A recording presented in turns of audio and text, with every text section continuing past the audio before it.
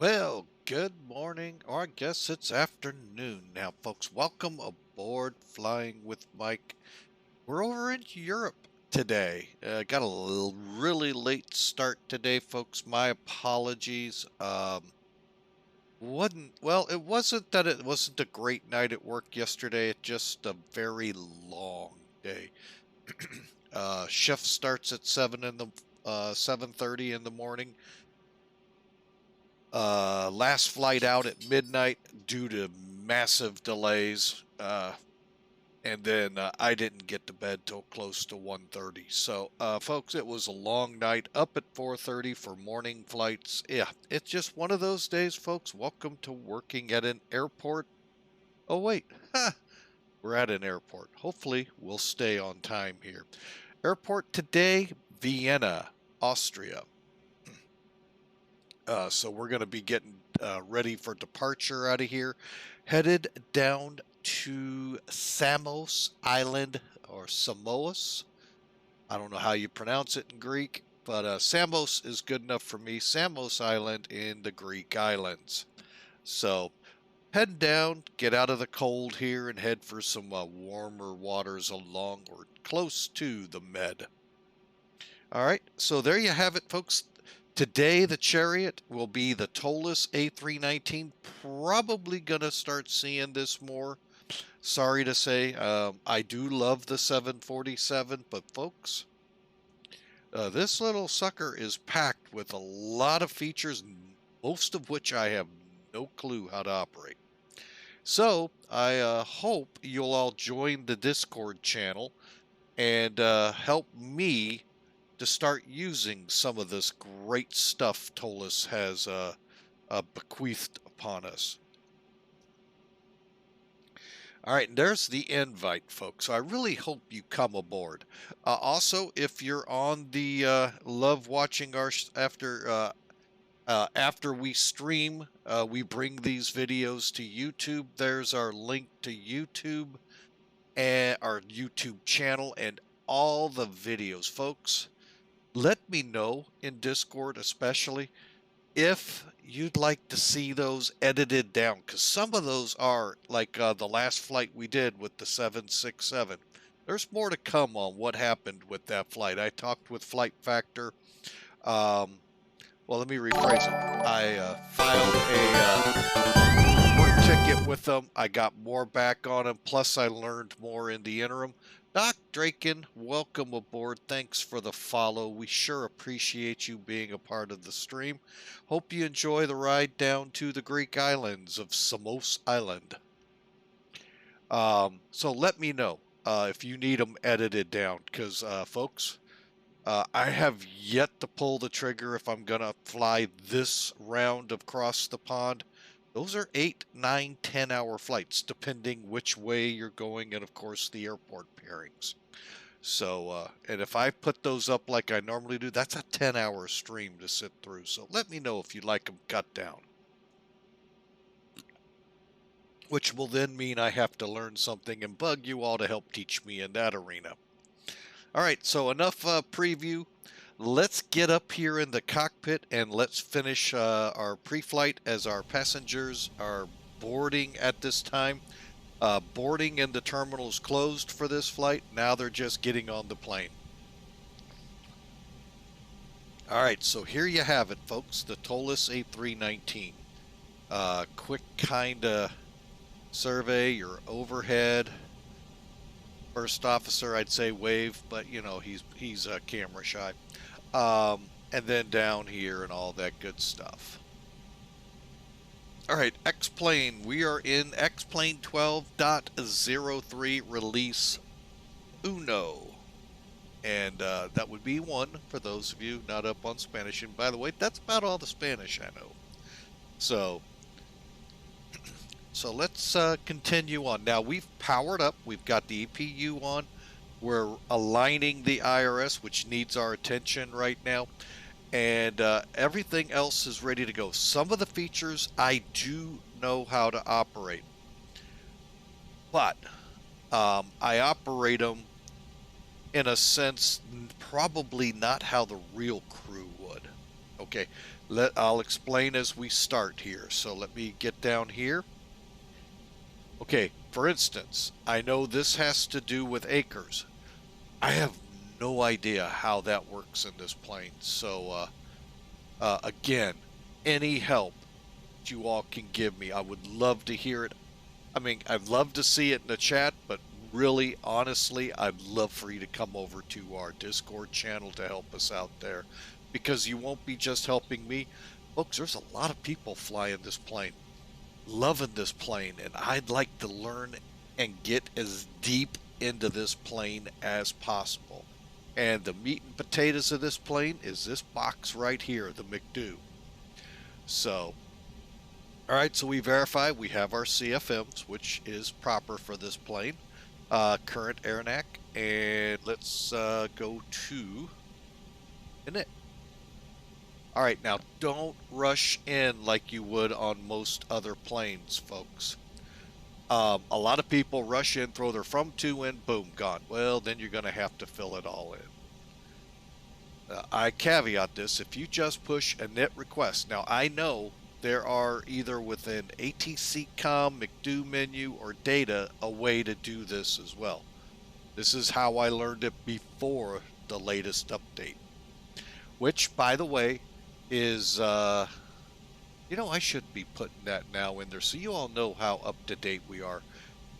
We are on version 1.8.1 for this bird. And folks, it is a, I mean, oh, it's pretty spectacular. So, and I'm sure it's connecting right now, as you can see. Amazing, the amount of level of detail going into these aircraft. So, all right, so we push the, oh, what was the button? Anyway, we initialized, and look, if you took your time and hit the other one, initial request, not only do you get the from to the alternate, you get the flight number, USI, all of this, by the way, folks, tied to SimBrief. So if you have your free SimBrief account and you've tied it to the aircraft by your numeric user ID, the manual for this plane helps point you to how to find that. Put that in, and then you'll get all of this plus more to come that I know how to do. But again, there are other ways to pull it like you would in the real world. Okay, so you can see, well, our cost index came in higher than flight planned. And I think I'm going to take it. We were supposed to be 35, we got 46. So I don't know if, you know what, let me see if I can, well, yeah, let me see if I can check something out here real quick.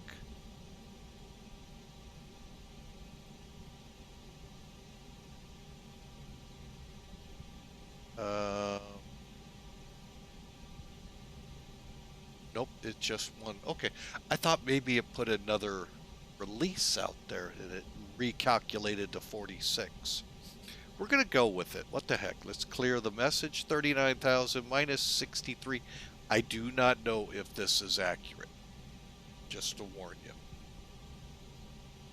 Now, there is a format, OFP, operational flight plan format in SimBrief. United 18 for sure gives you that data. But I don't know if it's pulling from that. Not gonna, well, actually I am gonna work because there's a couple things I can get now being in Black Box 777 territory. All right. Okay, so Vienna. Now, once we do this, I'm getting ahead of myself, so that's why I'm pulling myself back. All right, so let's align the IRS. We have to do that. I wish we all could here in the country align the IRS. They just won't. Anyway, and then click wins. Now, you can also do this within the actual McDo's, but I don't, again, know how to do that. Right, so just simply click wind request. Boom. Okay, then you can do it, make sure your phases are set. Okay. And next phase. Again, it's showing it, but I did this once and it actually updated us, and that might have been the A320. Now, Flight Factor is building up their abilities with the MiG-2. How deep they'll get it, who knows. All right, so we'll return. All right, so we've got the basic initialization done. You also notice the GPS primary, equivalent, folks, to when you your nav aligns in the FMS and Boeings. Boom. Same thing here. All of a sudden, your screens will come on. You'll see nothing here at the bottom. I think it says GPS no or something down here. It goes away at that point. All right, so let's push on. Next up is the flight plan page, or F plan. Look at that, it's loaded already, folks. I didn't put a company route or anything on the first page. It's automatic. Now, again, one of these three buttons here will do the same thing. So it's amazing. Like I said, this just boggles my mind. And from what I understand, listening to a couple of streamers out here who are real Airbus pilots, it's the way it really is, how they do what they do out there. So the only thing we have to select is runways. I don't think that page does not do that. Let's do it this way. I think 29 is still active. 29 will be the winner. So we'll go to click on the left key next to the airport, then departure. Select your runway. Select your departure. Today's departure. Let's see. You know, I didn't check to see if it came over. Oh, it did. Good. ARSI. ARSI. Is it 1C? Yes. Okay. And no transitions. Insert. Look at that. Now, what's the next thing we do, folks? We can begin looking at our flight plan to make sure we have no discontinuities and everything loaded in a way that's not throwing us way off course. And most of this is by going to fix by fix by fix. Now we're where we're getting into actual airways.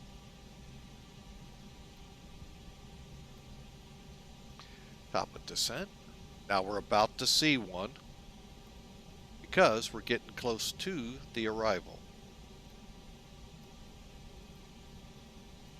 All right. Arrival for today. You are in I-1C. All right, so we'll click just like we did the departure, except we're doing the arrival. Okay. What are we coming in on? That was a good question that I did not ask in pre-flight. Oop.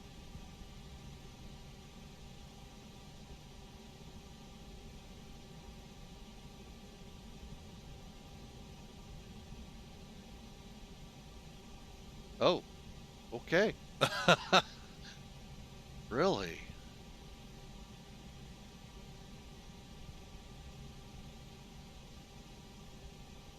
So it's strictly visual approaches here. Huh. Alright. I did not know that, folks. And it's interesting, too, in that we fly... Oh, here, you know what? Instead of me babbling here and you're going, well, what are you talking about? Hang on, let me put that back where it belongs.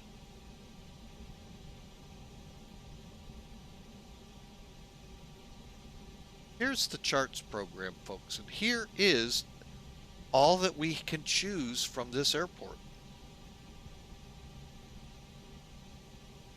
So initially, we'll probably come off Della. Well, here's our arrival. correction, departure. Okay, so we'll come in off of your nil. Make the turn to come down to Delox. And then if we shoot this VOR, whoop, not the NDB, oh Lord, I'd have so much troubles with those. Come off the Delox, we shoot for the airport. But then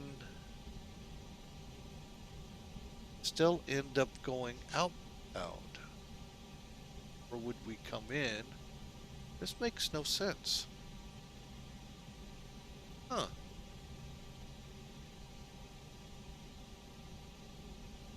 So, very interesting approach. Hopefully the weather is nice there. Let's take a look. KVOC, cool. So we'll shoot the visual. Okay, so we're going to do...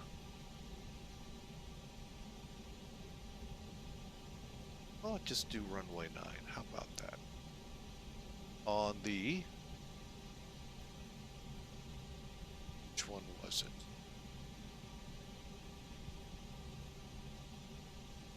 One C.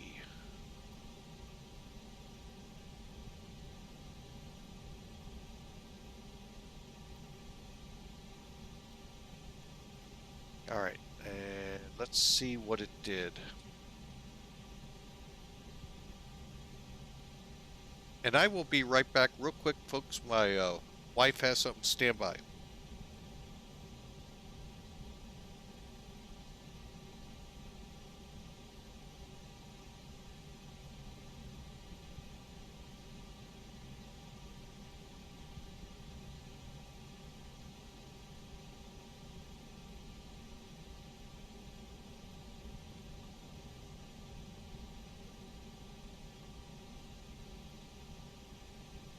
Okay, folks, sorry for that. My daughter is has been through interesting challenges here of late, and now has found an apartment. And Monday, that's why there's no stream Monday. We're moving her in there. She has been back with us for a few days, a couple of months, and she's going to be back into her own place here soon. So that'll be awesome for her. And us. You didn't hear me say that, though. All right. I guess they did, because she's back. All right, so the VOR DME. Whoop. Whoop, wrong one. I want to see if it's going to bring us in like I want. Okay, so there's our first. Oh, we're going to intercept. Okay, so we may end up going just direct. Okay. To Delox. CF. What? Oh, it's going to...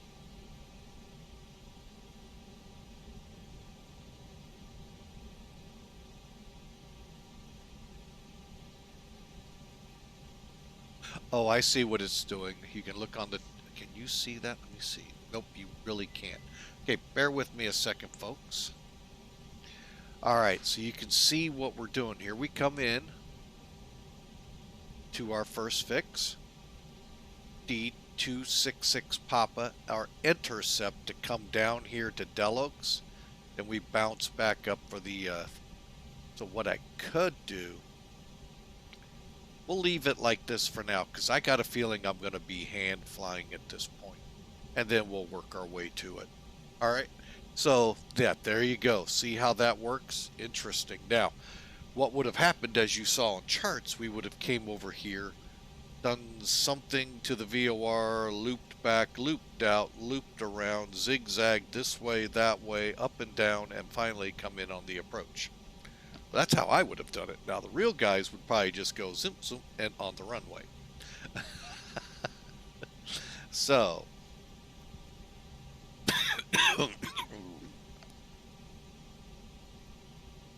Oh, sorry for that one, folks. Did not mean to cough in your ears like that. All right, so let's go back. We've got the flight plan in now. Back to F plan. One last look through it real quick. No discontinuities.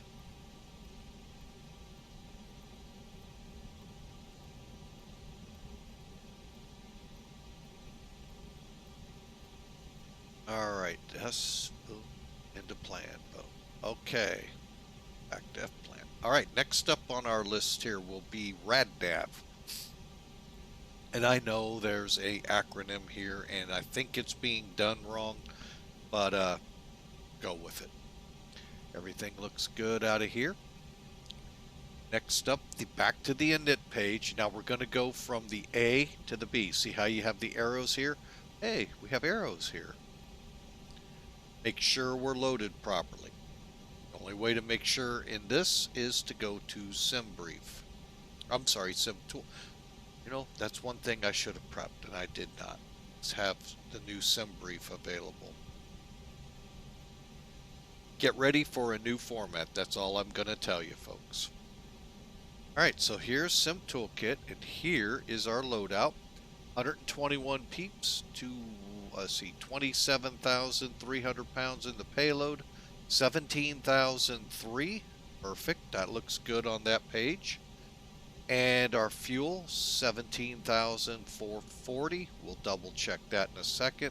Cost index, see, I said it was 35, and yet it pulled 46. 39,000 is where we're headed. Hang on, let me do this. Okay. And operationally, again, 35 is our cost index. Looking at about 767 air miles. And there's our averaged winds as of release, which was either 1712. All right. Alternates Athens and 39,000. And for those that like numbers, here's our fuel.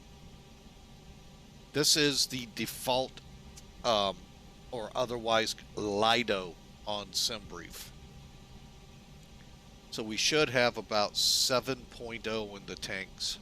7,000 that is, but it'll read 7.0 to make it to Athens.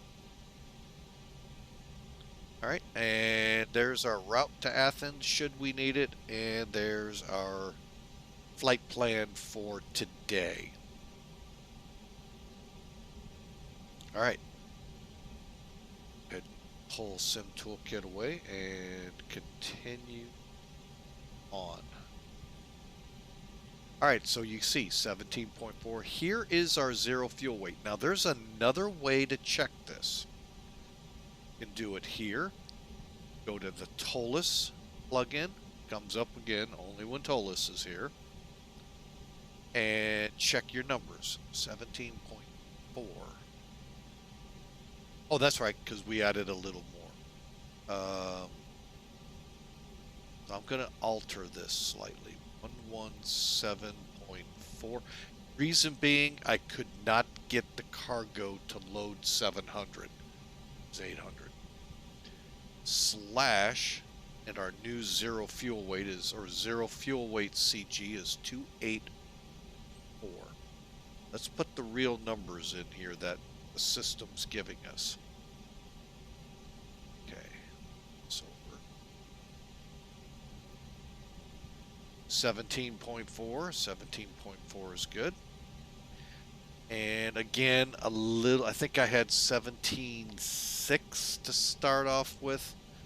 But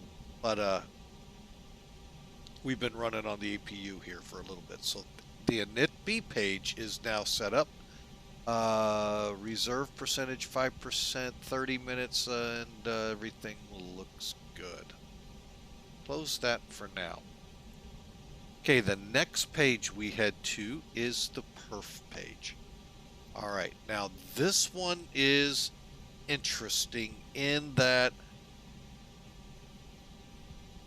if I understood the real world pilots who stream in these aircraft, most of them in the Microsoft side, but every now and then one will dabble over here. They actually either in data. Again, one of these systems will show you what they do in the airplane. Jeanette 71, thanks for coming aboard. We sure appreciate the follow. Hope you have a great day, and look forward to seeing both you and Doc Draken on future flights.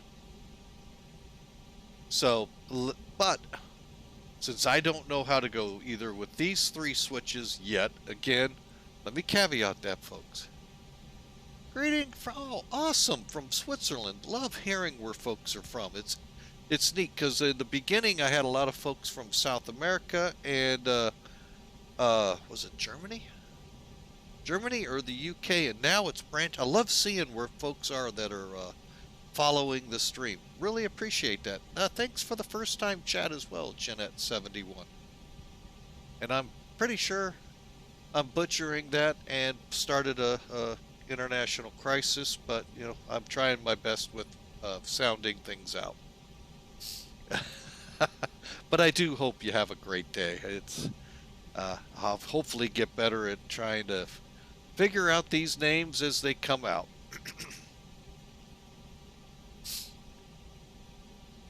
Awesome. That is awesome. Yeah, I have enjoyed this. Oh, I know that. Now, I'm going to tell you an interesting story real quick, seeing how you say your English is not best. Me and my wife took in 2 exchange students in 2 separate years, back to back. One from Spain, flamboyant, unbelievable how flamboyant he was. Okay. The other was this young girl out of Austria. Now, the lad from Spain, well, his English was pretty good. I mean, I'll give it to him. I mean, I understand. First language is Spain or wherever your home country is. And so, I mean, I understood all of that. But this girl from Austria, I still wonder, is she really Austrian? Because that girl could outdo most Americans in how they spoke English. It was unbelievable. Matter of fact, when we told people she's from Austria, they're like, yeah, right. I mean, she really had a grasp of the language, and kudos to her for learning that. But man, you've got a upcoming world job as an interpreter or something along there, working with English companies, American companies. Because boy, I couldn't tell she was Austrian. So that was amazing. But yeah, so great to have you aboard. All right, so off my transgression. So instead of using the way they would through data and this, I go to uplink takeoff data. After this, let me come over here now and show off the EFB. Okay, we have a weight and balance, which we can actually load. This one I still have troubles with because I don't know if it's what's in the plane versus that's the number it's going to come up to and all. But then you have takeoff perf. And as you can see, much of this is already filled in. But I'm going to double check here. And of course, it's going to do it in inches of mercury.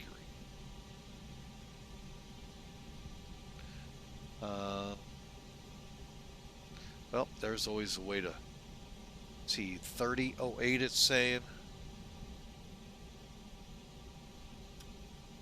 Oh, that ain't close.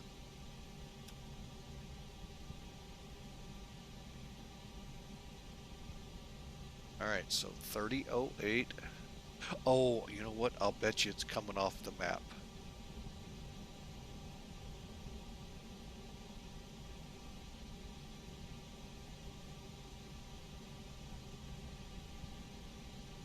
Sure is. There we go. Okay, so it's coming off the map data. But if you take all of this information in, has your weights and all of the balances and everything, if you're going to flex or toga, your config auto, let it figure, air conditioning on. Here, let's just run it. Let me verify. Are we on a dry runway? Yes, we are. Okay. Anti-ice, we'll go with engines. Is it a standard day? Close to. Okay. All right, so if we hit compute, look at that. Not only is it giving us all of our neat little numbers here, but it's showing you where on the runway things will happen. And your stopping margin. So you can see how V1, I don't get these ASD numbers. I just know V1. That's the maximum speed you can go, folks. If you have a major malfunction, like an engine goes out on you, that you could, if you're not past that speed, you should be able to stop by the end of the runway. It'll set up to max on your brakes. Past that, you commit to flight and hope for the best. So, all right, so that's one way.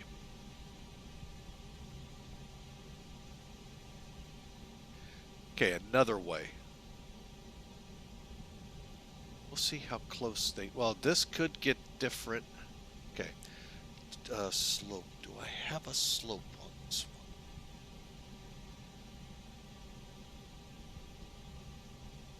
one? Nope, it doesn't tell me the slope. Okay.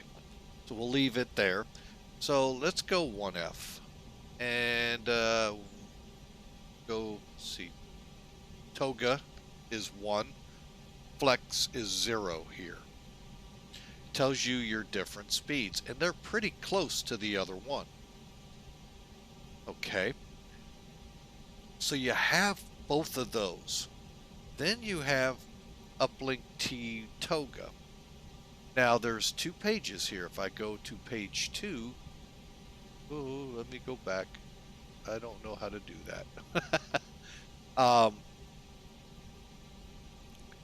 We receive our takeoff request, and it's going to tell us. Stand by, folks. I just heard something in the house that didn't sound right. Stand by.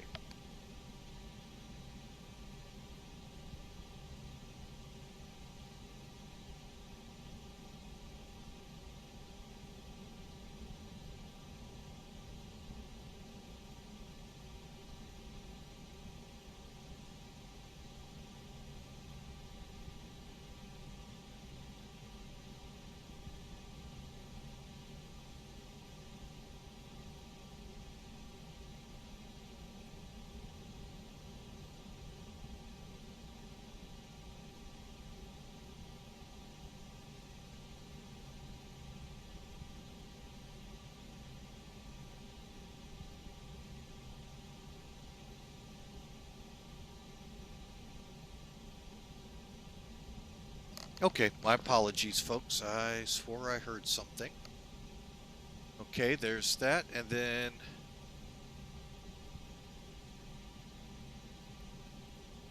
there's our number. Now, these are our numbers currently. Now, we can decide whether we flex or not. Then insert. And that, folks, is your takeoff page. So we're looking at 134, 134, 38.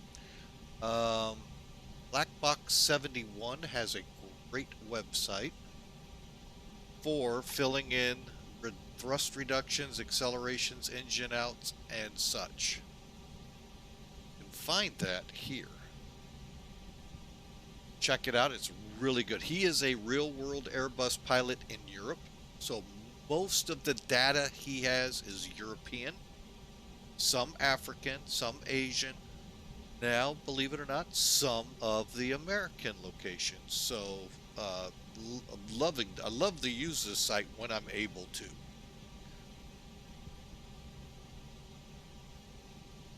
All right, according to his site for LOWW, LOWW, thrust reduction and acceleration is 1600. You can actually put that in here. Oops.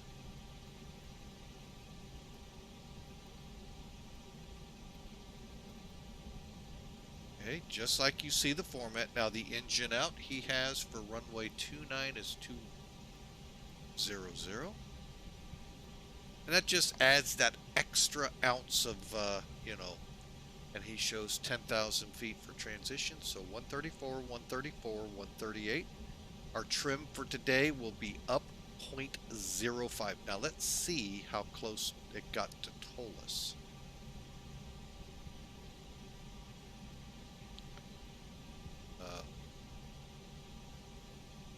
Up 0.5.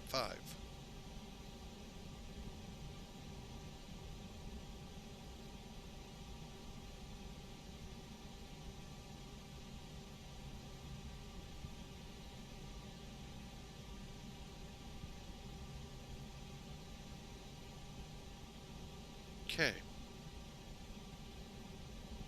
Look at that, folks. Now we have the F plan page ready to go. And that, folks, ends setting up the McDo. So we're going to move here into the middle. And let's go through here. All right, I'm going to need to slide it a little bit. There we go. All right, current altimeter. Now, I could go to what the map says. I prefer to use the real-world data out there. So SkyVector is a real good one. If it's got a weather station, it'll be lit up green, blue, red, purple, whatever for low instrument, and gives you the METAR. Right now, 290, 21 knots, feels like out here. St. Louis, a couple thousand miles away.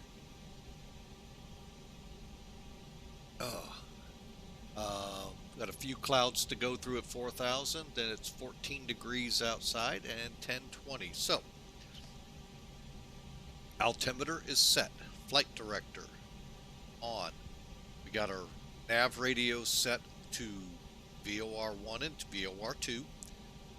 Likewise, over on the flight first officer, obviously he'd set to his likings. Okay, speed is set, heading is set, altimeter or altitude is not. And for this departure, initial climb clearance will be 5,000 if we have ATC, which we do not have now. All right, so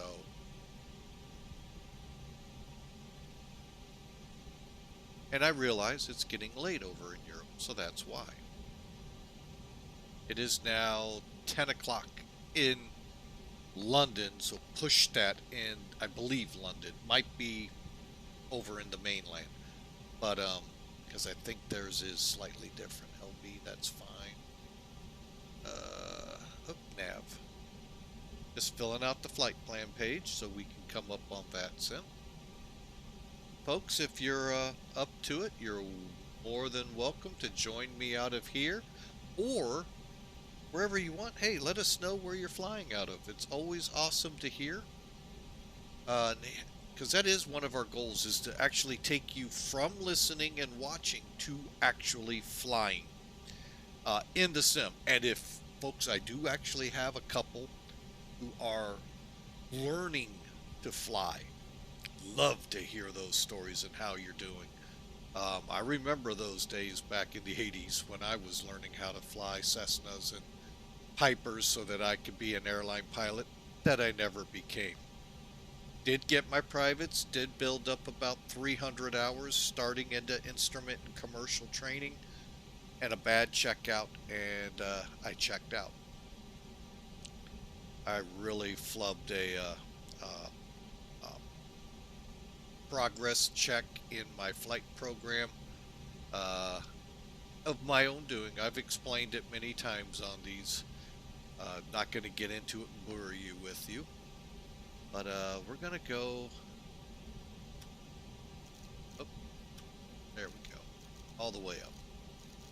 39,000. There we go. Now, by the way, the 100,000 is exactly that. You either set it in hundreds or by thousands. Makes it quicker up to the... Okay.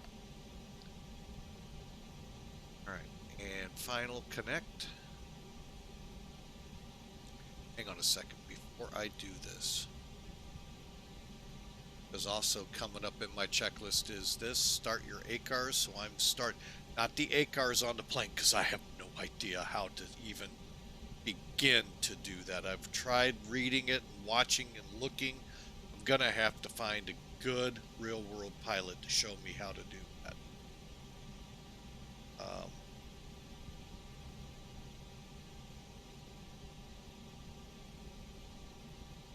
But I love the premise of it, though, that this is where you talk. Not by your mic, not by talking to them, but right here. So, really, I love that premise. So, right, we can get rid of the FMC. Beds, there it is. Fly. Found in Mac Air. We're flying for Millennium Aviation today, folks. Mac Air for short.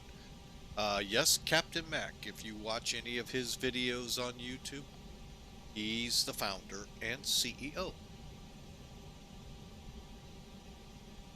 Alright, so the fun part, finding my airplane.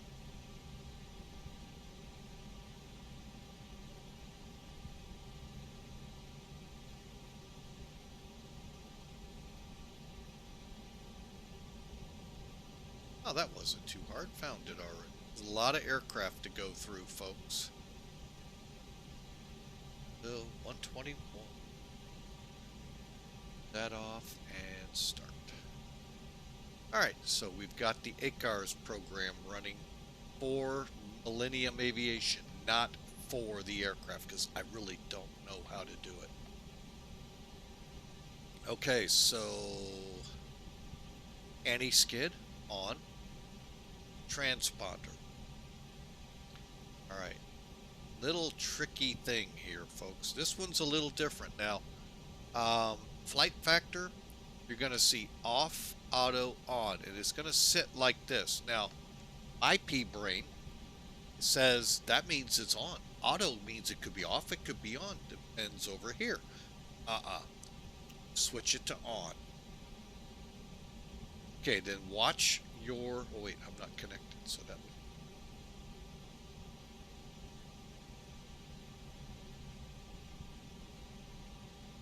would... A319.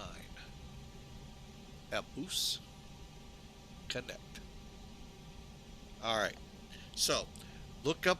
Here, let me bring it up real quick. X-Pilot.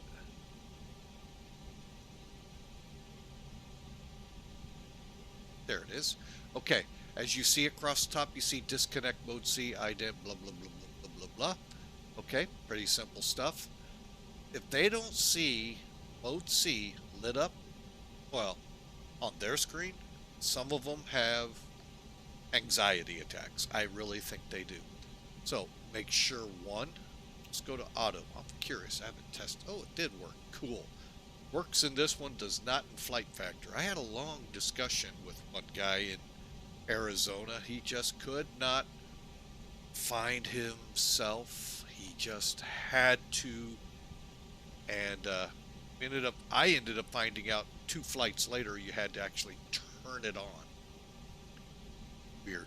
Okay, so if I go back here though, you notice the mode C went out. So, and what we're moving, I'm hoping you're seeing this. I don't. Now you are. Sorry about that, folks. So currently we're on standby. See how it's right here? Auto. Move it 1 notch to altitude reporting off, which is fine while you're on the ground. You're not going anywhere. So there you go. So that's where you could run into troubles. Flight factor, especially, make sure it's on, which means flip the switch over. These, it does not matter about this. It doesn't worry about, and then over here will then set you up. Otherwise, it won't. Unless flight factor fixes that, which they could. I just haven't tested it in a while. While we're here, remember I said there was 3 ways to load the plane. You could do it from the EFB, weight and balance. You could do it from Toliss. I recommend right now still Toliss. I still have problems. But here is something cool. Mechanical. Right, you just called the mechanic. I can request air, chocks, all of this. 5 pages worth. So I could set my pushback. Now this isn't better pushback. This is the built-in pushback of X-Plane. And it's not bad, folks. I've used it. It does a great job. Little tricky in understanding some things, but you can get the hang of it real quick. You can set your fuel. This is the one I always have troubles with. So I just go to the Toliss page. It's easier. And then the next one, you can set your cargo and open, close your doors. So I could actually click here, and they're closing probably right now. And then look at that, I can apply de-ice fluid. It's not animated real much. I think it might show. Is it? Oh my, thank you, Jeanette. Appreciate that. Let me show it off again. Oh yeah, it would have been. So, oh, I just went to the attendant. I just jumped ahead. So you got these pages.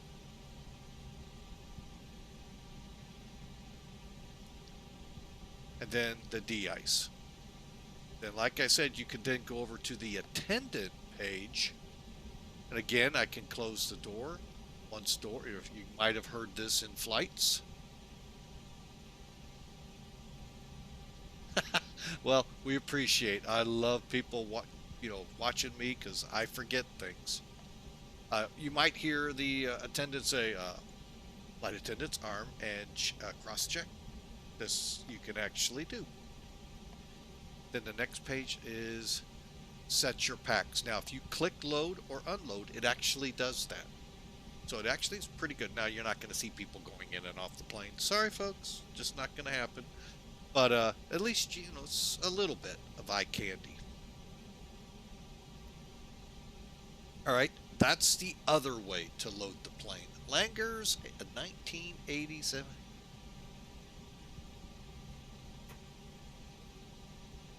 I don't know which came first.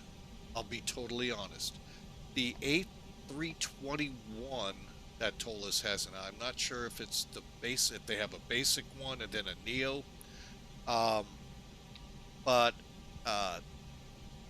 this is, I don't know which came first. So I know A321, I'm really very close pulling the trigger on it. I mean, if it's as good as this, which I'm assuming it is, I've seen it, I'm really close to buying that one. Just to keep learning, maybe in a different airframe, but same concept. Because, folks, that's Airbus. Everything's pretty much the same here in the office. The only differences, of course, being fuels, ranges, payloads, weights, and all of that. But when you have the general cockpit layout the same in all your aircraft, that helps a lot. And I have heard the Neos are awesome. So, yeah, I am getting very close, like I said. All right, so finally, the switching panel, that's very simple. Right here in the center, everything straight at 12 o'clock is at the normal position. We're ready for pushback, folks, so I'm going to go down here, have the attendant close the main door. Switching it to auto. I know it's kind of hard to see. And there you saw it go off up here. All right. And then a couple of seconds while I call up at the pushback. Ground to cockpit. Please show me where you want to go. I want to go to Greece. Can you take me there? I didn't think so. Let's go there. There.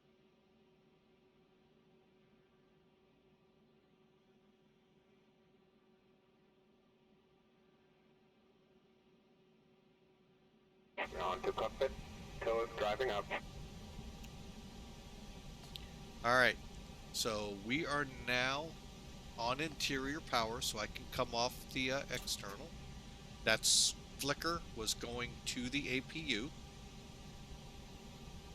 Let's zoom in on the mechanical page. Okay, we'll disconnect external power, I hope. There we go. And the jetway.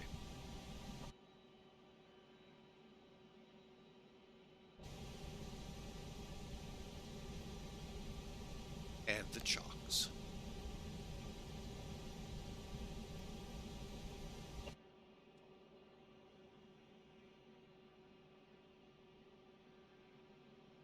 Okay, all doors and hatches are closed. Ready to connect. Set parking brake. Uh-oh. Brake. That's set. It is set.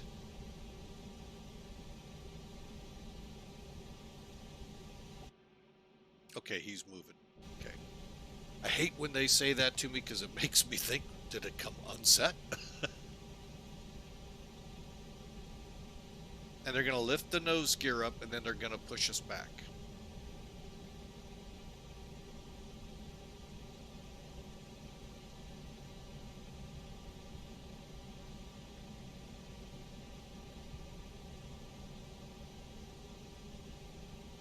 Now connected and bypass pin inserted. Release parking brake.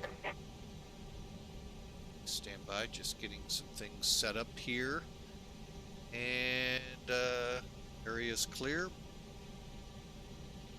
Brakes are way down here on the center. Starting pushback, and you may start the engines.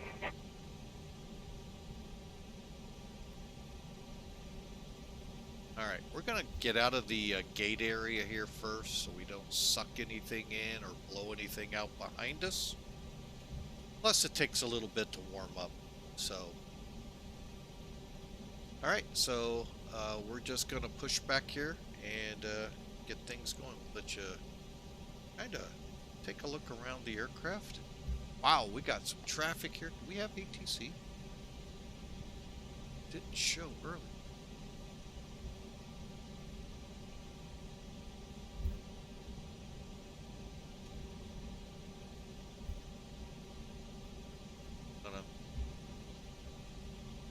Oh no, we don't. Most of it has come down all the way to our island. Wow, just a lot of people. Alright.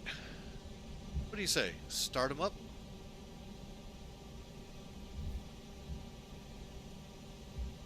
Take your engine selector. Zoom down here. You have ignition.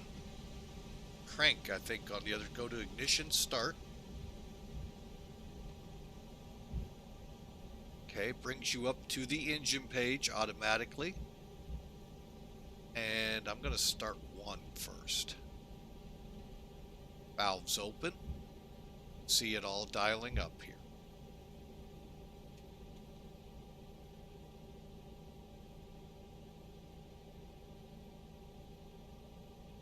And that's all I have to do, folks. It'll do it on its own. Like I said, I love the whole concept behind Airbus is really cool. It's very simple. Hang on a second. Operation complete. Please set parking brake. Wow.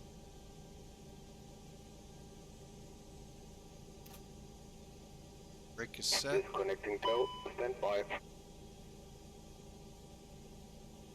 And I was a dummy and missed the start my fuel pumps.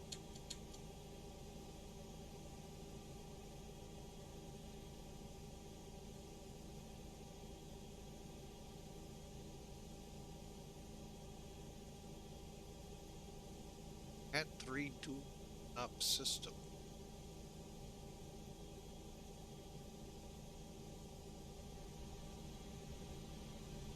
How I fix that?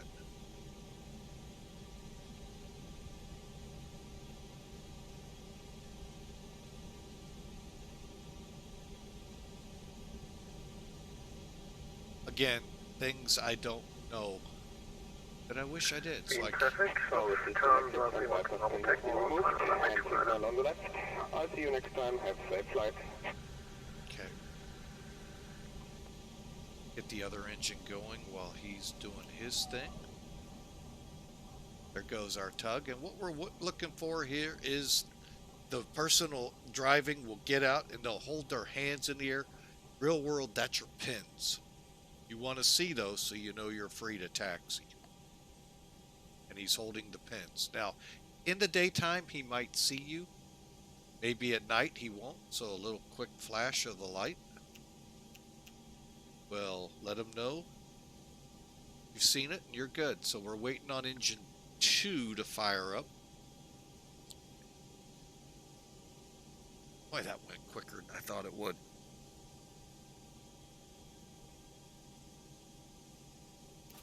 Okay, just waiting for a stable. Now, if you came to it and it looked like this, folks, and you missed the word avail, if you don't see that gray box right here over into, then you're fine. You're good. Go ahead, come down here, turn it back to normal. Start your 3-minute timer for warm-up. Okay, timer started. All right, after start, APU bleed off. Okay. Ground spoilers to arm. Now, armed, you'll see the white ribbon, 1 notch. For the flaps, pitch trim.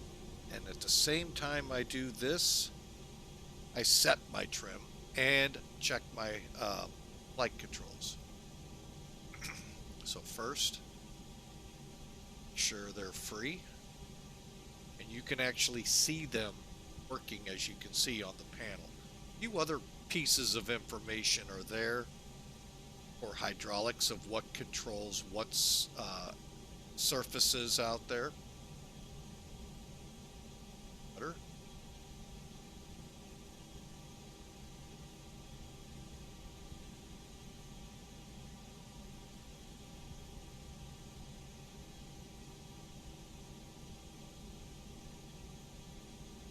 Okay, let's just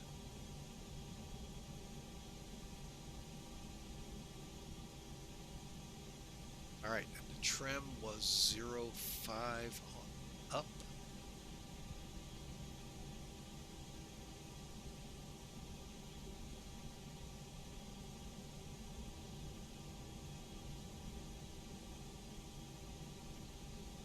Okay, you can see it says 0.5, which matches right here, up 0.5.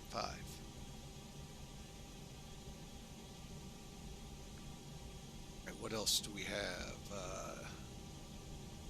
Here comes someone in 2.9 right now. Okay, let's do it.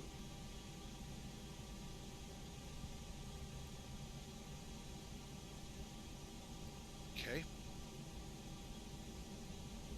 Deselect that. AP.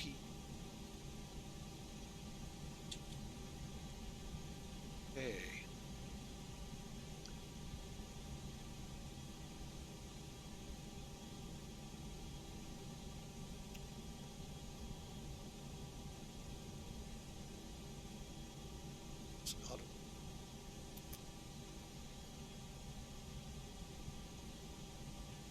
Okay, cabin.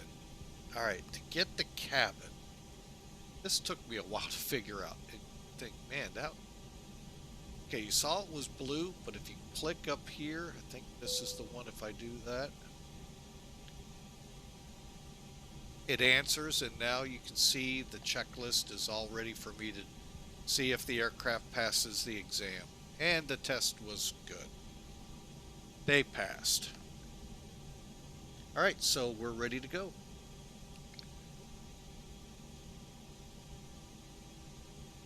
And there's our 3-minute timer. Taxi lights. To look, because I think someone was taxiing.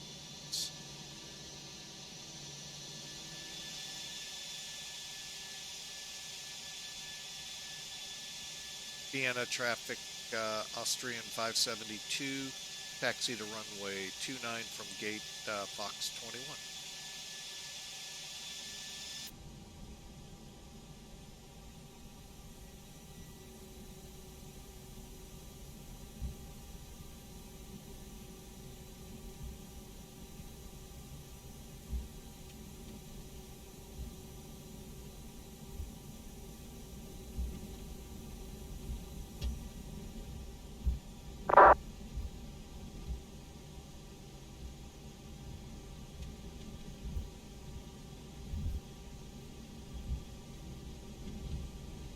Okay, flaps are 1.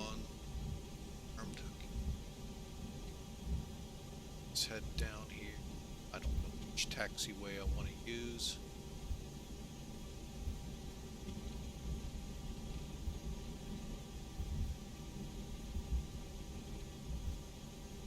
Use this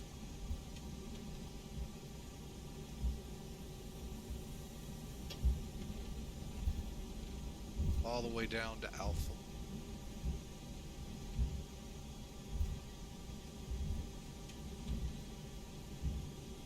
Vienna traffic, cancel 72 Papa Kilo, on final, 5 miles, 924.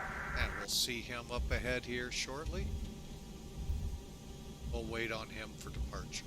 Okay, so we're going to come down here, go to TARA.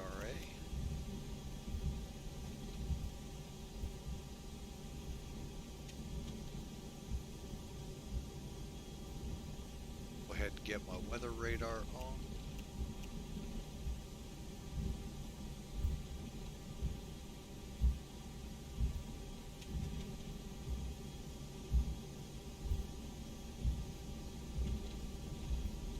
And terrain.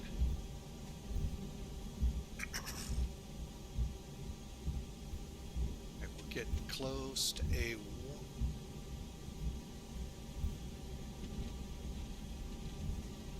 Actually, at a turn.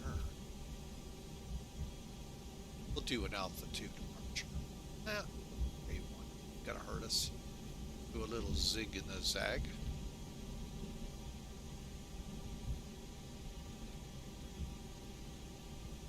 Nobody's right there on us.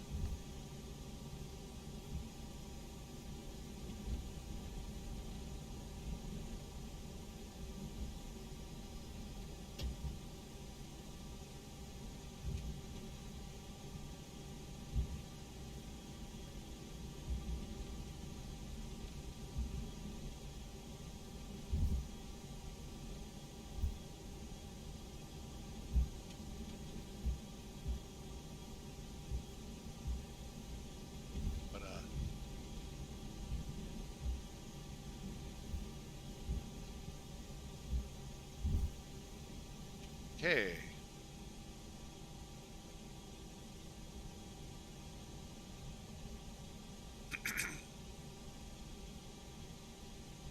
Austrian traffic, Austrian 572 holding short 29 for reported inbound traffic 5 miles for the room.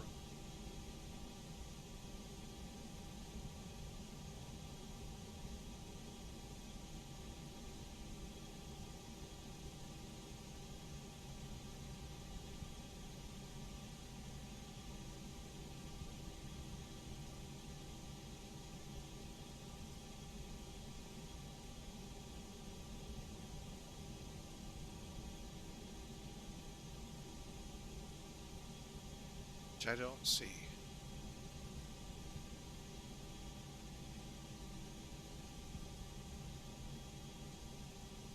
Well, while we wait, we finish things up here. Transponder brake temperatures are good. Engine mode is required lights, and we're ready.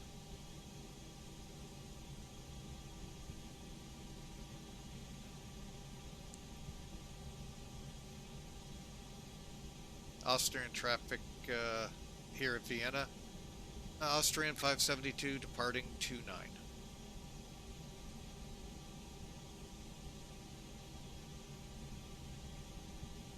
Gives him a chance to talk.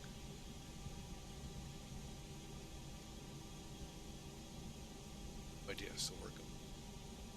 Alright, here we go, folks.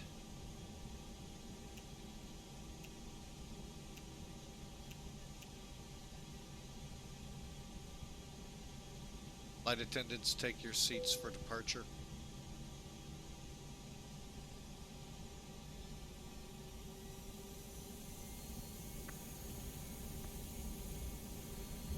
Vienna traffic, radio check och Echo Delta Tango Alpha. It's Austrian 572 here, you 5x5. Thank you.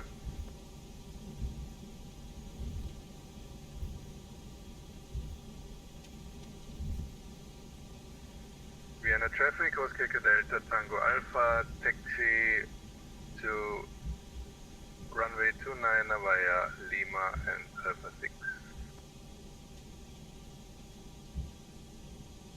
Okay, we're gonna go. It's on.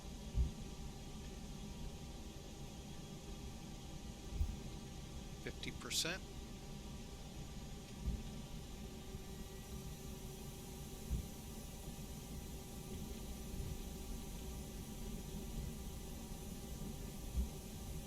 Toga.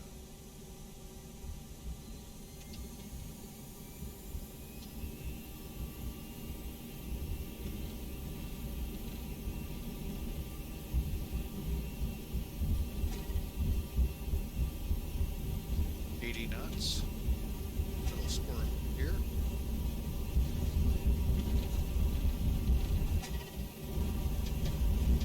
V1. V2.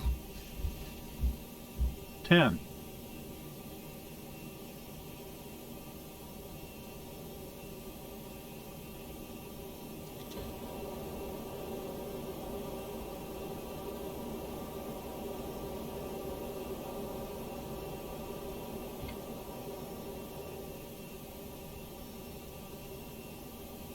Gear up. Okay, gonna go with the autopilot. Okay, gear up, throttles. Autopilot on at 400, flaps retract when we're past the S speed, and let's go ahead. Get into climb.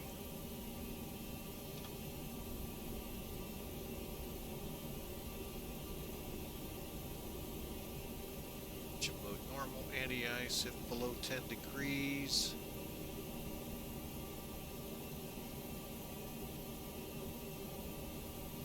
I think we are somewhere. And spoilers can go.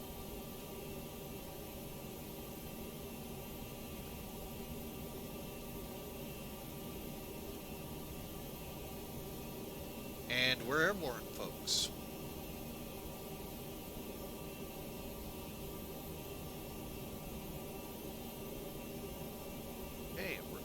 Cruise altitude 39,000. Hope you enjoyed the departure, folks.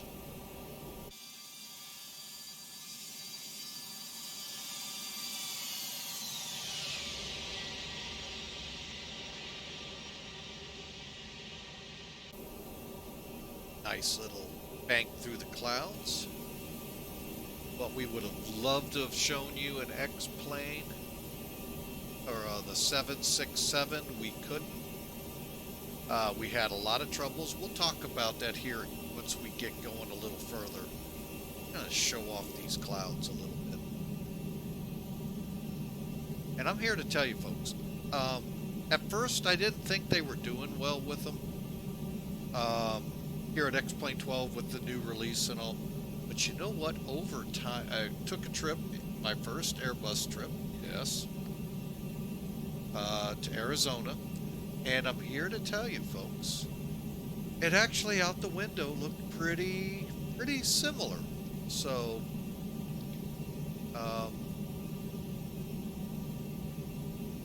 look at that. I mean, they've actually, I mean, it's really neat to see how close they are as we zigzag our way out of here. So, but, just get us above 10,000, which is coming up. Actually, that's transition as well. 10,000. Okay, lights first.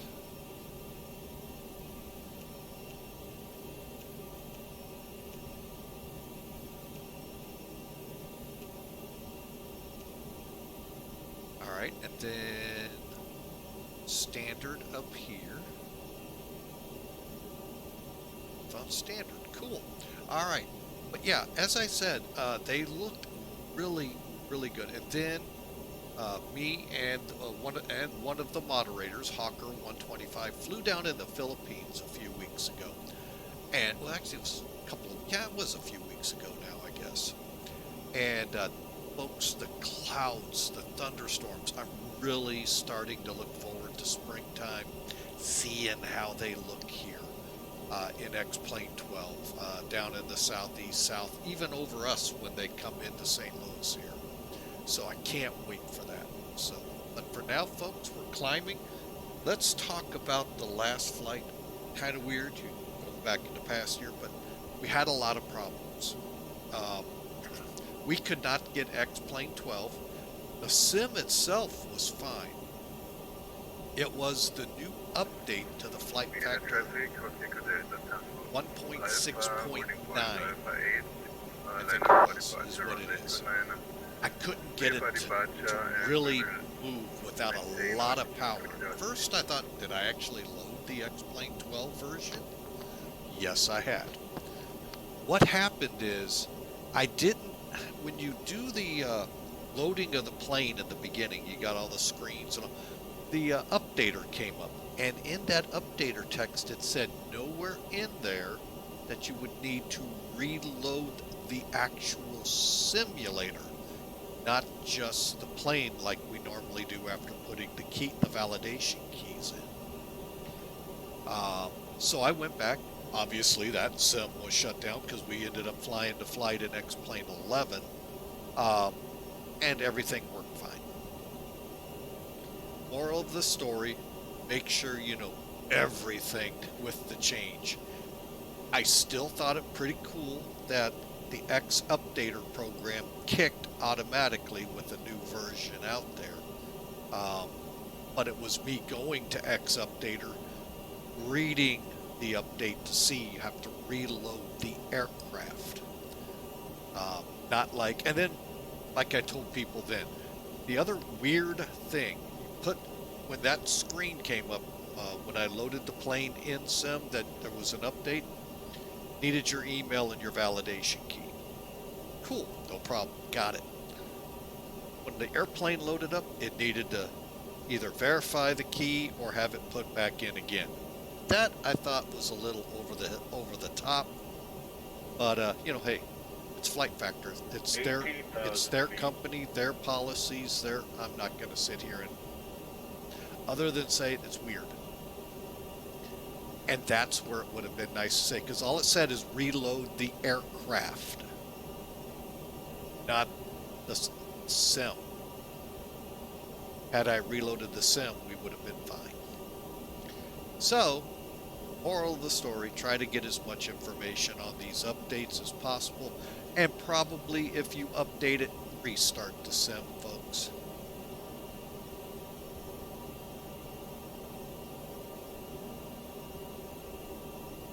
I see the shadow have pixel. All of this lovely stuff, that is because my anti-aliasing and here, I'll just show it. Anti-troph I have turned down a little. If I would bring these up, I think it gets rid of them. And I think if I could bring my shadow up. I do this because my system is 3 years old, and it's not the meanest kid on the block anymore like it was with X-Plane11. And so to keep my frame rates up, I pull back in many areas a little bit. So you all try to get the best. Hey, at least X-Plane12 is not strobing like it used to. I really feared someone who's susceptible to seizures would have problems with that, and I think they finally worked that out. So, but yeah, that was bad. But yeah, that's the reason you see when I go through clouds, you might see it doing weird things. That's why.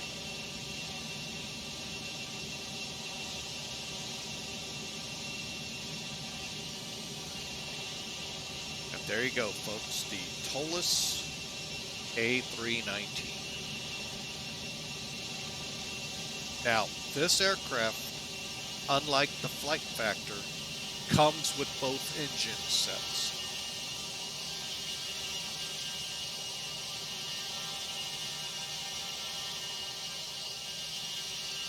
Toliss did have this aircraft out, yes, in X-Plane12. Now, I'll be honest, I don't know if I've updated my X-Plane11 to this version or if it's even available to it. I'll have to check that. Correct, you can. So the vegetation and all, folks, you can change how much here. Let me, while it's here, you can change vegetation. Now this one here, world objects, my primary thing here is I want that at maximum. I want to be able to see the Eiffel Tower. And a couple of other monumental stuff out there. So if you're VFR, you've got things to train on to know where you are. Oddly enough, I complained a lot that they didn't have the St. Louis Arch in X-Plane11. they have it in X-Plane12.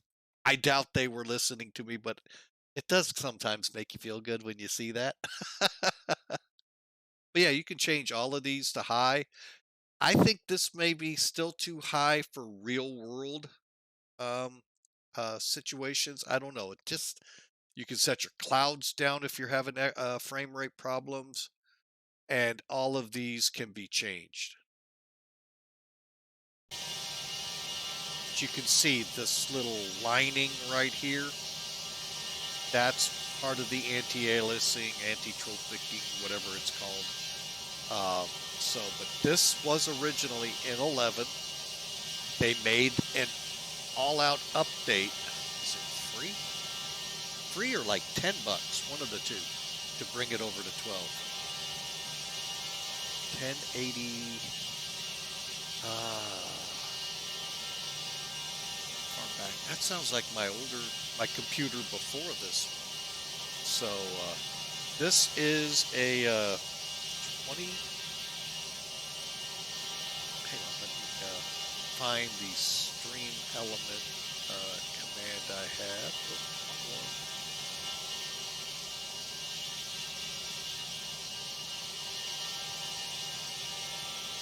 I want you to be exactly what I was thinking it was. No, I was way off. Wow.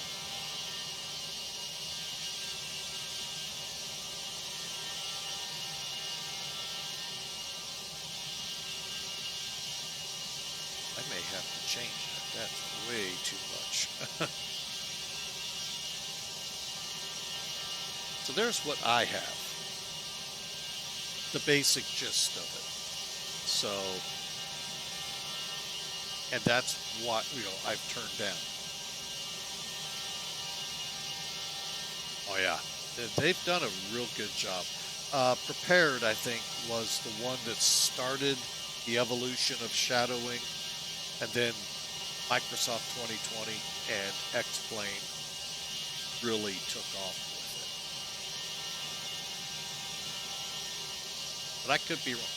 I only came to X-Plane 3 years ago. Prior to that, for 20 years, I flew Microsoft products up to FSX. I never took Prepared.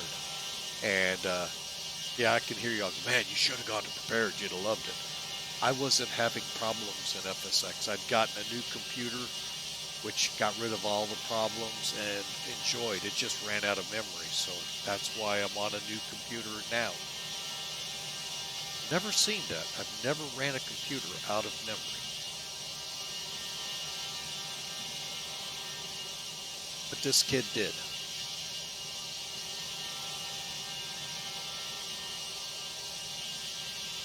And a Hawker 125 flyby.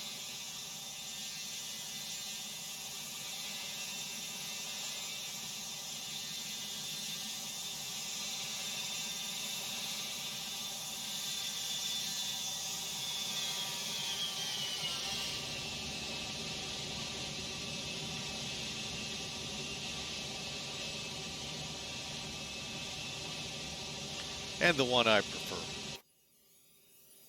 Only because you can actually reposition.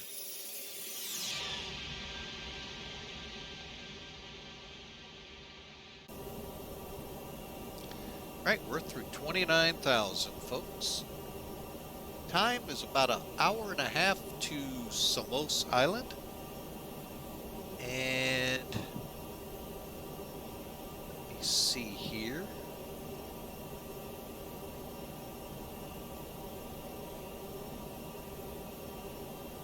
We are off the departure and actually on our route crossing Nalix, I think it is, over to Babbitt.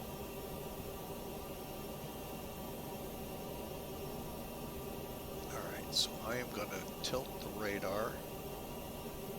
And folks, I also need... I never had an radar in the aircraft. So this is all new technology to me. I think I tilt down a little now. But the problem is it doesn't say what the tilt is here. See, it just says weather all. Oh, and that's our flight time so far, folks, from time we started rolling on the runway.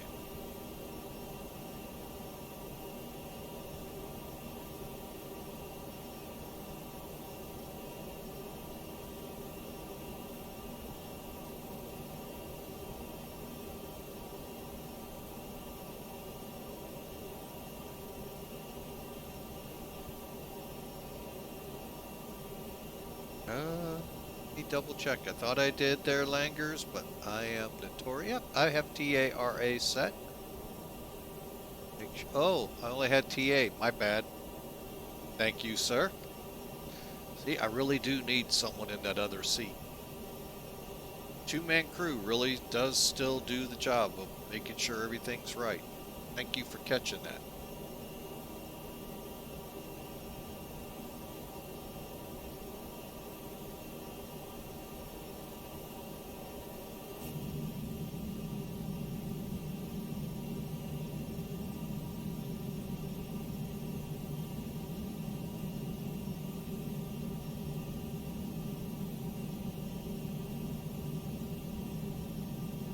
Yes, I have terrain radar on. It's on this one. And I've got weather radar on here. Now, I don't think you can run both. I thought you could in the real world, but I'm not a real world bus driver.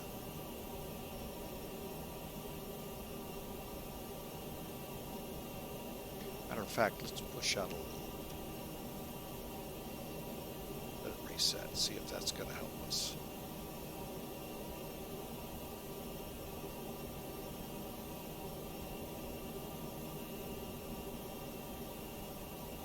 Alright, so radar, actually I'm going to push that out too. Alright folks, I'll be right back. They may need help bringing stuff in, so hang on just a second. Oh, I just got told, nope, nope.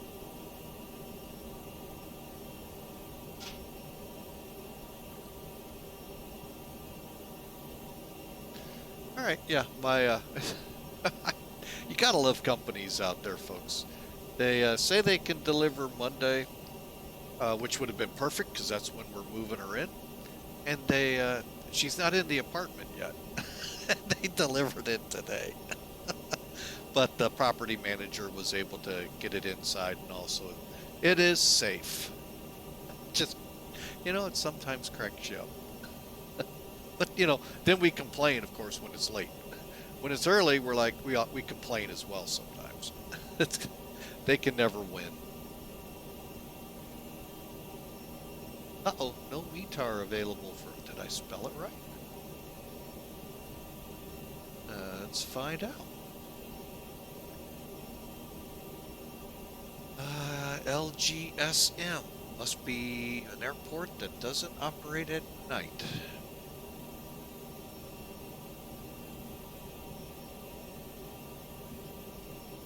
Go figure. Pilot Boy 130 or 52, welcome in. Hope you're having a great day.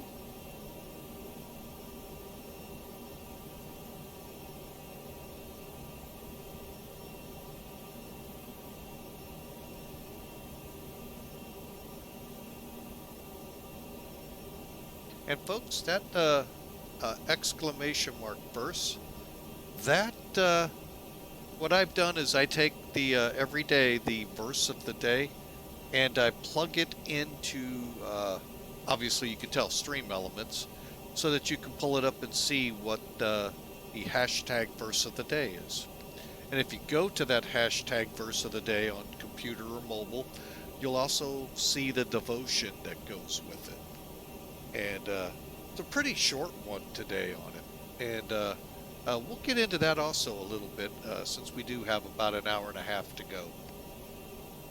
So, but again, thanks for flying with Mike. And if you're new to the channel, welcome aboard. Love you to follow the channel.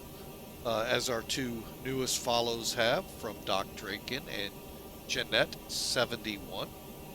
Appreciate the follows at the start of the stream, and hope the stream is good, and we'll see you on future adventures.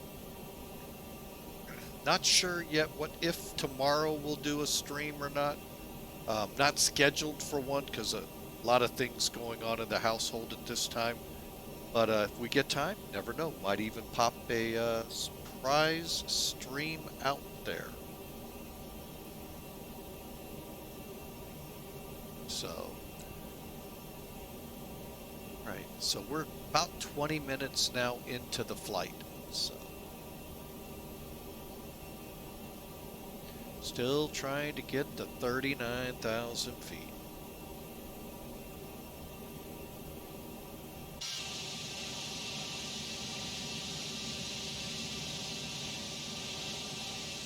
I think now my geography that I love so much is going to fail me.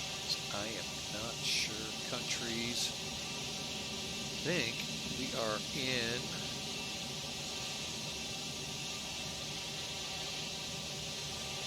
Budapest. Okay. Heading for, is this one? I have no idea. Belgrade. Okay. I think that's what, Serbia? Is that Serbia, I think? Again, I used to pride myself on how well I knew geography. Didn't realize it really pretty much pertained to the United States and not too much to the world. But, I mean, I know some of these countries only because of past involvements with the U.S. and all, but, yeah. Pretty neat. Some neat places I'm seeing. Okay, today we're flying custom. The reason you'll see me a lot of times when we're over in the European, African areas, Middle East, is the time difference. I prefer flying by day on the sim, mainly because at night you can't see the airplane, except all those little lights down it.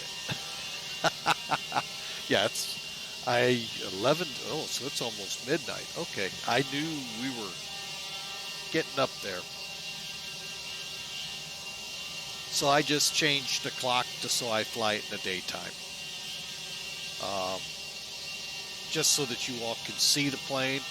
Who knows? Like I said, maybe you'll reach out, purchase the plane. Like I said, folks, this thing is packed with a lot of stuff. Here, let me show a little of it. Bring up that McDo here. You can go into here. You got all of this working, except maybe this one. I think this is where I have to learn for the ACARs. Then you have all of this functional, as well as the ATSU. Uh-oh. Screw it up again. Dadgummit. There we go. So I really do have a lot to learn. I also want to learn, the first thing is setting up a secondary flight plan. So, but yeah, it's really good. A couple of the real world streamers that I watch like using this to not augment, but to help themselves out in recertification of sim flights they have to do for their airlines, by going through some of the different things that they encounter in the planes, from system problems to physical problems with the plane and so forth. So, and that's what I hope to catch them on here soon, so I can learn.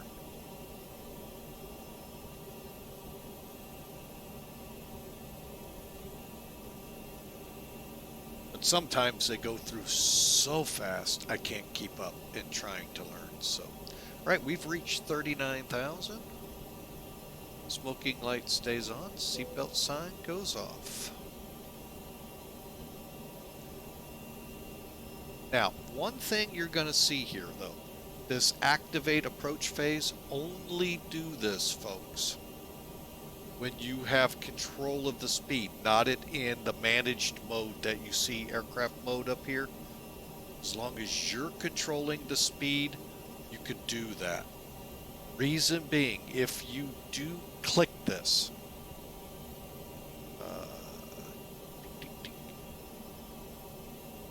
there's what I'm looking for. It'll slow to this speed, your F speed.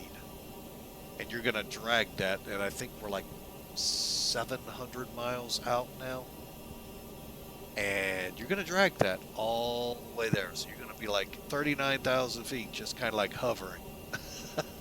Where if you just wait till you're in your approach, at some point in the approach, you're going to take over the speed. And once you take over the speed, you don't think you're going to go back to managed descending, then, you know, activate your approach. And then that way you control it all.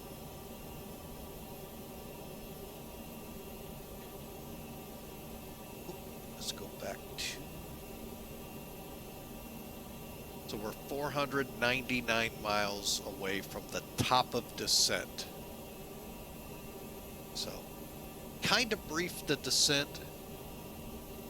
I'm going to shorten it a little bit, hopefully, because what we're going to fly otherwise is going to be a big, wide, broad S, if you will.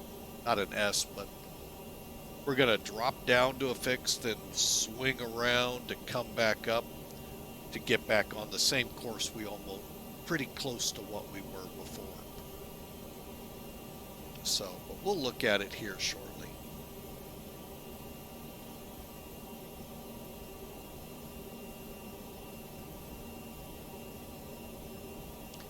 So, well, we're just going to kind of kick back, relax, folks. Hey, it's Friday. And some of you, it's already the weekend. Hope you all have a great, safe weekend. So we can see you all coming up here on Monday. For sure, we'll be back in the air. Wait a minute, correction, strike that. Tuesday. Wait a minute, no. Sunday? Yeah, Tuesday. Got to remember how my work schedule there at the firehouse goes at the airport.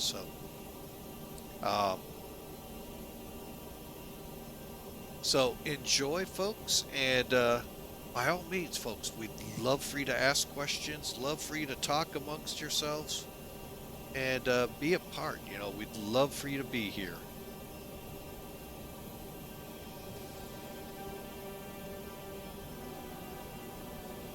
And I am going to do a big shout out here. Hang on just a second. I want to make sure he's not on the channel already. He just might be.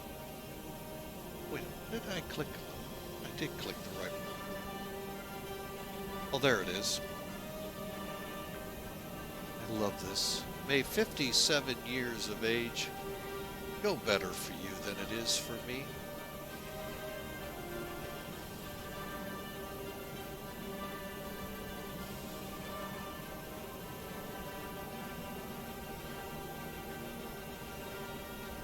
Well, he's not up here right now, but he's in our Discord channel.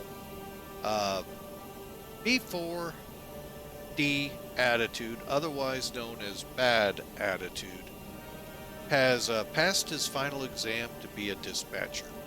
And folks, that is an awesome accomplishment. Good luck to you in the airline corporate world, wherever you land as a dispatcher. awesome to hear. Love these stories, folks, and really wish you the best. Definitely can't wait to hear what airline you land with, or corporate. Like I said, you could go either way. But yeah, awesome job.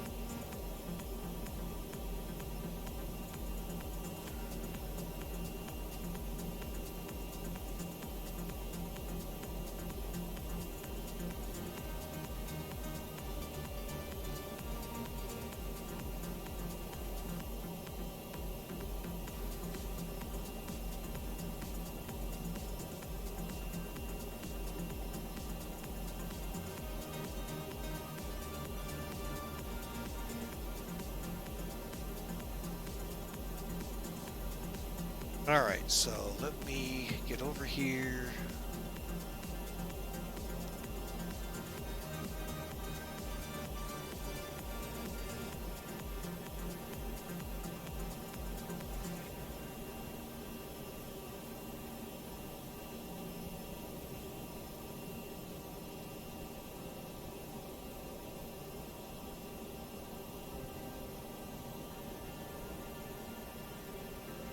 Now, looking at this map here, folks, you can see other aircraft that are being picked up by, I think, VATSIM. They're just not going to show on my screen because I think it's 40 miles, 20 to 40 mile range of what it'll show on your TCAS. Maybe further. That's all I've ever seen. But I want to switch to airport up here just on the outset. We need it. By the way, folks, speaking of airports,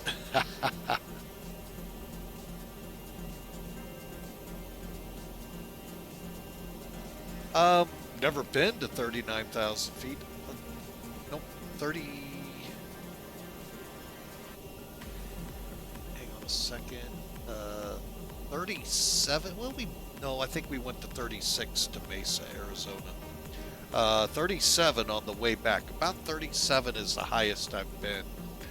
I would like to see 39,000 feet. I would love to actually fly a plane at. Pretty tough to get a Cessna 172 that high. Lucky to get it to 12,000. Believe me, I tried once.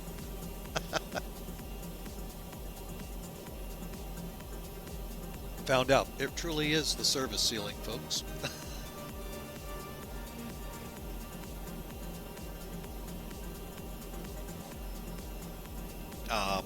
But yeah, love to fly there. But like I said, my first time at 37,000. My dad was a navigator with the Air Force here in the U.S. And it fascinates me because when he was during the Vietnam War. Going from the West Coast to the Asian theater there in the Vietnam War. And flying, in a C-141, old C, think of a C-17 except much narrower and a little longer. But they, in his case, they didn't have the air refueling capability they would have later on. But how they navigated from there across the ocean always boggled my mind.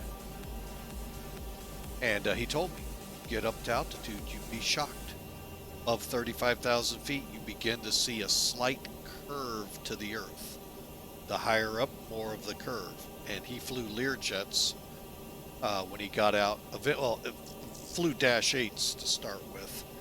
And then when he retired from U.S. Airways, from the regional that he was with, he then went and flew Learjets. And he says, up there in the 40s, you can see a definite curvature to the earth. 37,000 feet, I saw that once. That was pretty cool. But he says we could see stars, and that's how we flew them back then, before INS, before a lot of the radio navigation came out. Well, they had some. Get out of the ocean, folks. There isn't much. But they had some. And stars and all of this they used, he said, to get from the west coast of the U.S. over to the Far East. So just mind-boggling how they did it. Today, just come down here, pull up the McDude, and poof, away we go. So it just mind-boggles me how back in the day they did all of that. So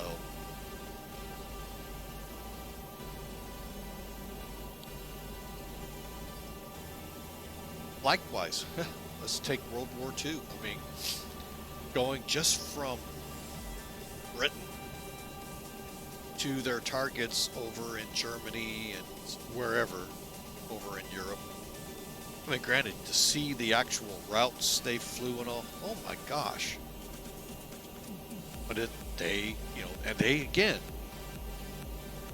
it just mind boggles me how they were able to navigate, get on the target, then the bombardier takes over with his little bomb sight and gets it to almost where it technically would land in a pickle barrel. Really? Holy mackerel. Now we have bombs that can come right through the window, right where they want it. It's just all amazing to me.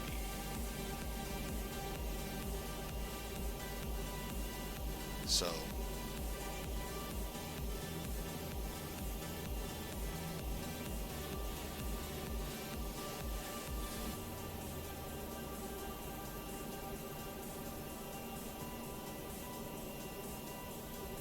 okay, and with that story, folks, I am going to take a short break. I got to hit the lab, grab a quick bite to eat, snack-wise from the galley behind me, and we'll be right back at it. So, be right back.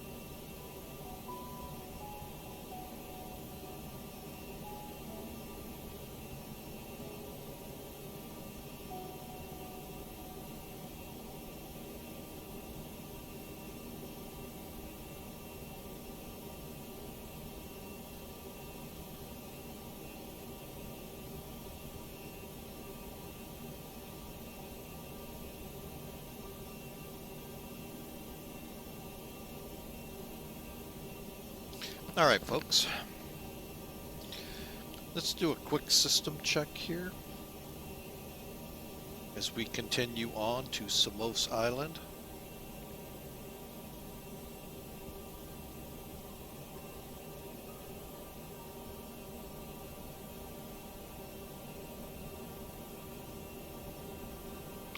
And basically what we're just doing is going through this, making sure all the systems are in good shape. We do this about once every 30 minutes or so. I'm a little behind after cruise. We may only get the one in. But we just click all. And then work our way through, making sure everything is operational. Okay, here's how your electricity gets from the engines into the airplane. You have two electrical buses, DC and AC.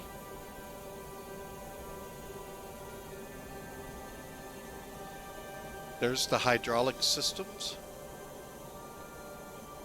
Now this one, we will, oh, no, we're off by 400. So let me pull this out, go up top here. All right, so we're going to balance the fuel so they're pretty close. So we'll hit the cross feed here. Now it's not a cross feed like you think. It's not going to take fuel from the left or right side and put it in the left side. Although a little will get in there. It just now means this engine or this side and this side are both fueling the engines instead of the left side, left engine, right side, right engine. We have to turn off the pumps. Beep, beep, beep. Oh, beep. Okay, so now the right side of the aircraft's fuel system is fueling both engines. And a lot of times I'll drop back down just to make sure there's no troubles. Okay. And then we'll go to ignition at the same time.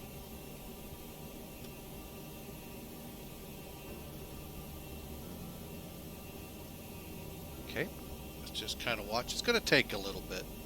You're going from 4,500 to just under 4,300. So I'm going to continue on with the check. APU is off. Now this is what each compartment is like. So the cockpit, I'm going to turn down.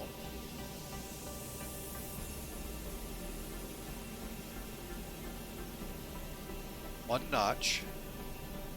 And I think back in the back 72 degrees. Yeah, we'll kick it up one notch. See what we end up with. Okay. And then our doors, slides are armed. Now this PSI here, 1850, that is not the air system for passengers if we lose pressure. That's all done by air generators back there. This is two tanks in the cockpit that if we lose pressure, pilots put on their mask and it's breathing from those. So you want to make sure those are at the proper levels. Obviously the wheels are up. Brake temperatures look good. And they should. We're not on the ground. Then here's our flight controls. Then we go to the status and we show the, yeah, this is what's going on. And then we're just waiting on the fuel. But you know what? It helps to bring up this with me. Oh boy, we got ahead of ourselves here real quick.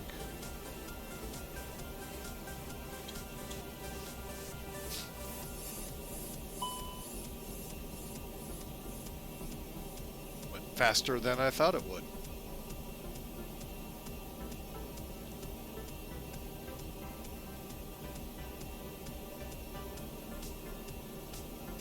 Now, it will start putting some back in here in a minute. See how it just went up?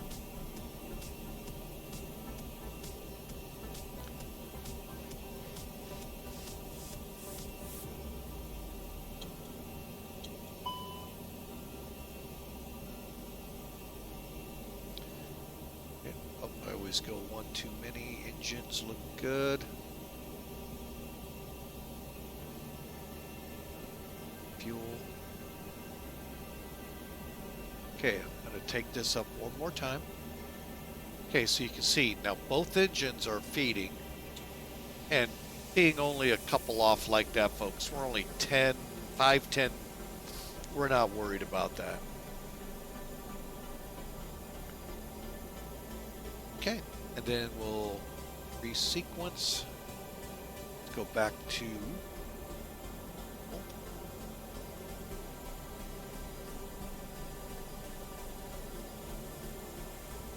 nothing wrong with the plane. Cool.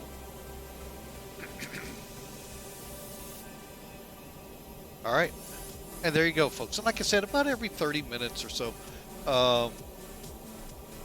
pilots will go through that just to make sure we're not having any problems. Now, one thing I'm pulling up here to show, ETP, equal time point. So once we cross at this point right here, folks, you are at the middle of your flight time-wise. So to turn around, it's the same amount of time to continue on exactly. After that, of course, you know, you get the drift.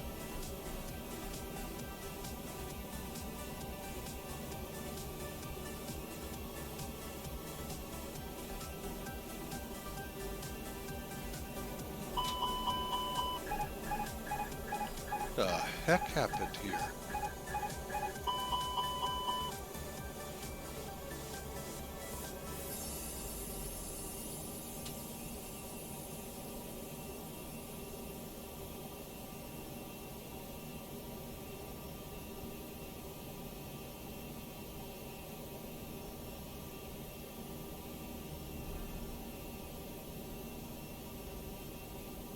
Well, that's a maintenance issue when we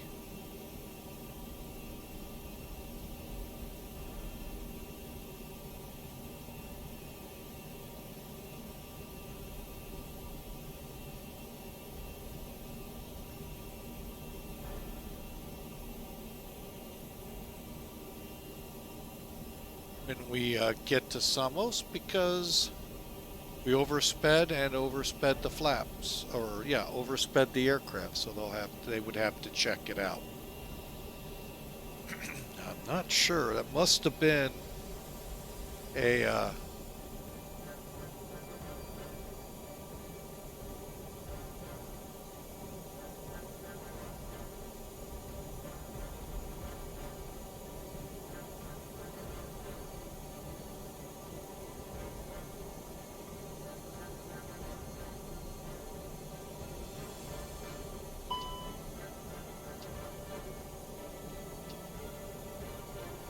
I just want to make sure that's what it's supposed to read. Anyway, yeah, that must have been the way weather updates with these simulators, folks. I mean, the FSUIPCs that are in here for both Microsoft and X-Plane try their hardest to blend this so it's seamless to some degree in the, because when you fly in the real world, folks, just because you cross this point and say the aircraft picks up on this point, it doesn't all of a sudden flip it around. No, it's the airspace you're flying in is not going to rapid change like that. And but in the flight sim it does, because it's picking up from so many different points. So you cross over this one and it may be, let's just hypothetically say, 6 hours old. So the winds may actually be 180 degrees different. And that module is supposed to help blend that in so it doesn't smack you like that. But occasionally it does. But of course in the real world you also get wind shear as well. So that happens. Just assess what you have and you'll go back. Now, I prefaced a video I highly recommend you all go watch over at our YouTube channel. It's up there.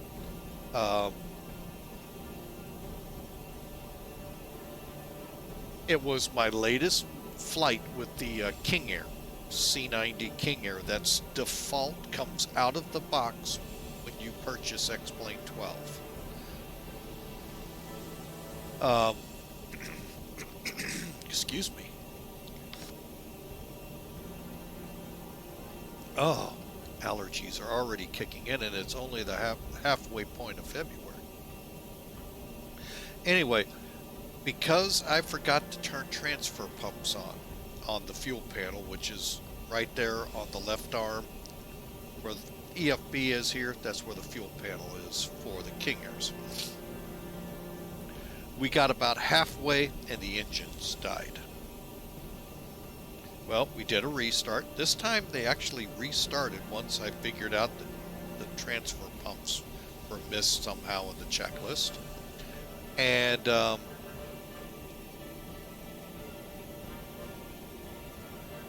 but the generators would not come back on. I tried everything that I limitedly know about a King Air to get them back on. They failed. So I turned the airports on. I talked about this a little earlier. On that airplane, you can't turn airports on. But I pulled up my map and found out, oh, look, Montrose is right ahead of us. And lo and behold, we executed an emergency landing. Granted, didn't lose power again, got on the ground, and ended the flight there. It was supposed to go on to Aspen, and we'll do that here at a later date. Man, just cannot get my nose to stop draining. DJ Charity, thanks. I just noticed for the follow. Appreciate you. Hope you come along for future adventures. I know for sure, look for Tuesday to be a scheduled one. Not 100% sure yet about tomorrow, but by you following, you'll get an email letting you know we went live. And if by chance, folks, you're listening to us on YouTube, replay of this stream, thank you. And if you click subscribe, which we'd love for you, you'll know when new videos come out. So,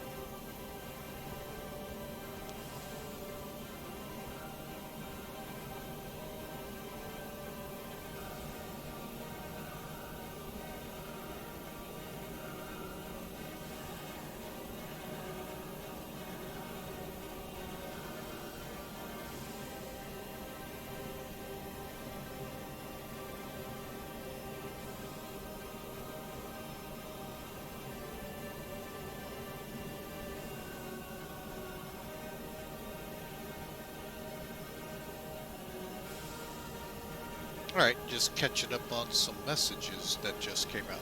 And folks, if you really hate these commercials here on Twitch, my apologies. I try to keep them 20 minutes apart. That's the way it's set up. So if they come more often than that, let me know. But that's our goal. And but you can go commercial free here. Simple subscribe. But that's your call, folks. I'm not going to push that in any way. You know, I thank you very much, the stream and the stream or the people that watch. Appreciate it because it allows me to purchase new items. Like I said, I am really... This aircraft has really got me thinking about buying the A321 and any Neo versions I may be able to get with them. So, but that money from our subscribes, donos, cheers and bits that you do here on the live stream, that all helps go into buying stuff for the stream. So, but anyway, again, I'm not pushing that in any way on anyone. You can subscribe. That's your choice. It's I believe $5. So I have a cute sound effect we could use for that, but you know what? No need for it.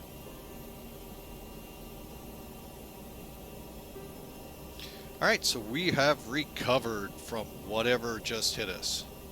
One other thing that I like about this aircraft, and yes, I'm helping you go out and buy it, you Boeing guys and gals. I can change, like I said.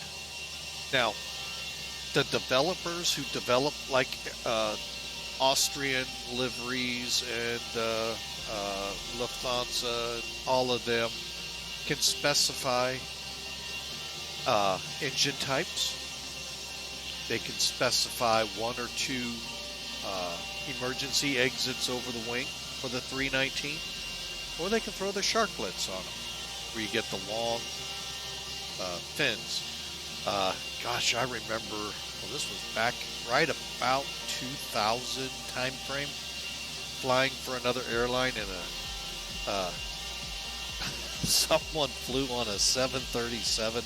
I guess they got into some pretty good turbulence. He said it looked like those things were going to pierce the fuselage with the way the wings were flexing. I don't want to fly through turbulence that looks like that, folks. Sorry. But there you go, folks. The Toliss A319 with the CFMs out there on the wings. You can get your hands on it, folks. In the title, you see the exclamation mark A319. Head on over to that link, folks, and you can get your hands on it. If you look for it in X-Plane12, you can find it there too.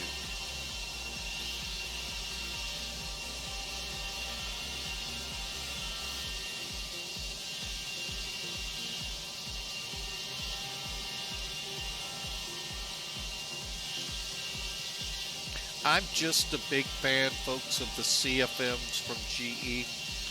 I don't know. It's probably because the airline that comes to our airport, Allegiant, they have nothing but CFMs. And I don't know. I just like the sound. But I get it. A lot of y'all like the what's called IAE, or I believe they are Pratt's. Correct me if I'm wrong, please.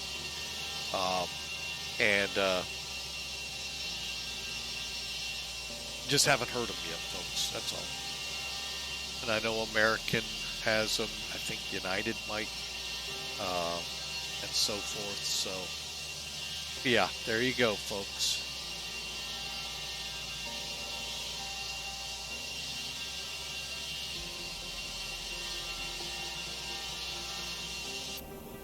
And you can, a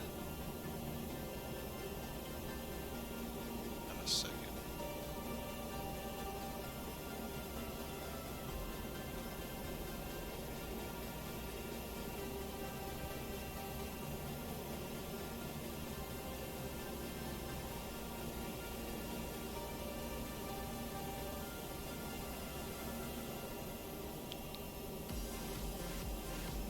Checking something here. I thought I did this.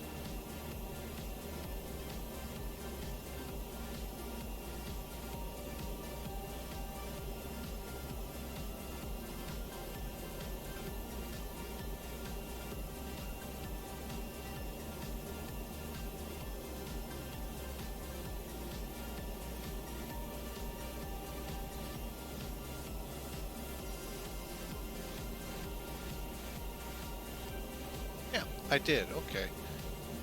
I just spelt it wrong, that's all. And folks, we're also over on Facebook. Got both our social media links. Sorry folks, I don't dabble much into the social media world. But YouTube and Facebook, check us out. When I get a video ready for YouTube, it releases. Which basically, folks, I'm going to take this stream, put it into the next, and just upload it as YouTube. So the only bad thing is the chat, I don't think, follows with it. So that's why I'm asking, would you rather me learn how to edit it down in size and in what's presented versus just putting the whole stream out there? So, all right, folks, we are 42 minutes out. So let me do this. See exactly what's going. Yeah, we're 42 minutes right now from the Samos Island down here in Greece. And am I? Oh, there I am.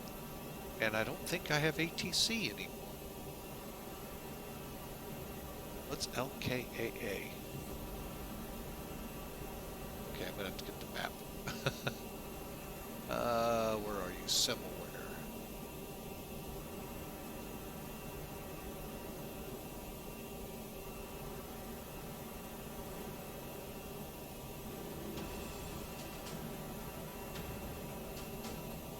Oh, there I am. Okay. Well, it's not near me, so. All right. So what I'm going to do here, folks, is for those new who haven't been, on the whole flight, and thanks to those that are. Thank you so much. Okay, that didn't work. There we go. So you can get an idea where we are.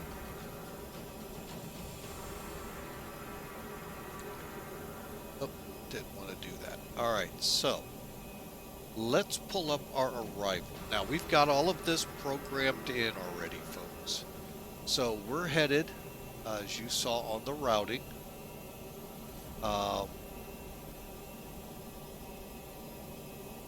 to the, from MES on the Gulf 18 to Urinal, to the Urinal 1 Charlie arrival.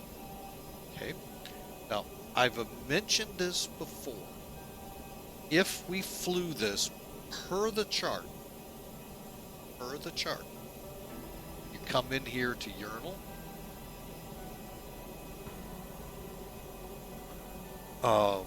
18 miles from the runway. Okay. Go to distance 16, and then you make the turn onto the arc, 14-mile arc to Delonx. Hook your way back up and come in. Now, what we're going to do is omit this part. We're going to go from this fix direct to the CF. Now you're probably asking me how. Well, we're going to now pull up the McDo.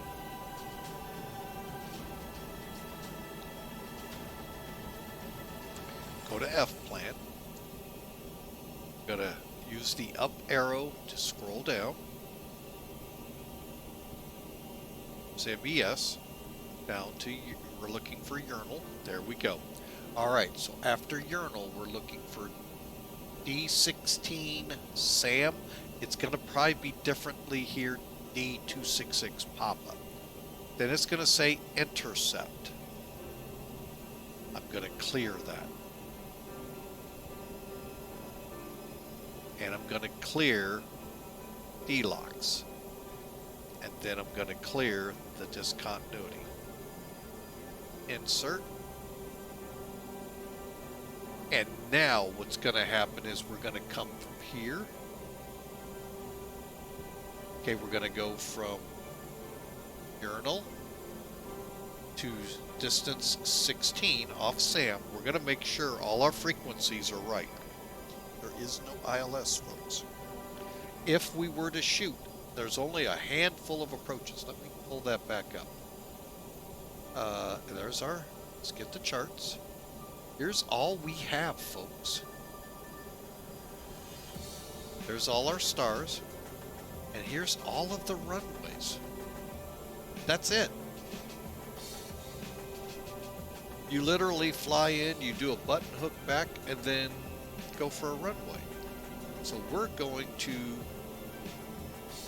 basically fly straight in. And as long as visibility is okay, which the last we checked it was, but now all of a sudden we're not getting, let's see, as of 2050 Zulu, oops, that's only an hour ago.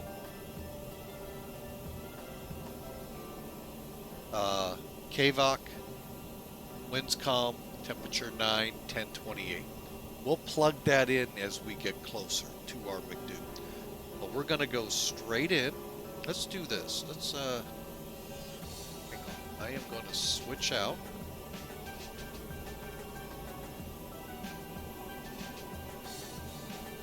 Bring in some toolkit. Bear with me a second.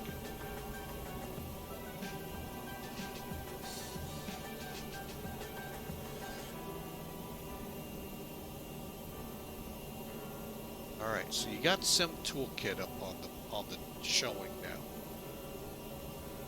Could get rid of that. Okay, now you saw me bring up NavGraph. Okay. What I'm gonna do, I have also SkyVector set here. Now it's in the wrong areas, I know. LOWW. I didn't think I was gonna use it. That's what I get for thinking, folks.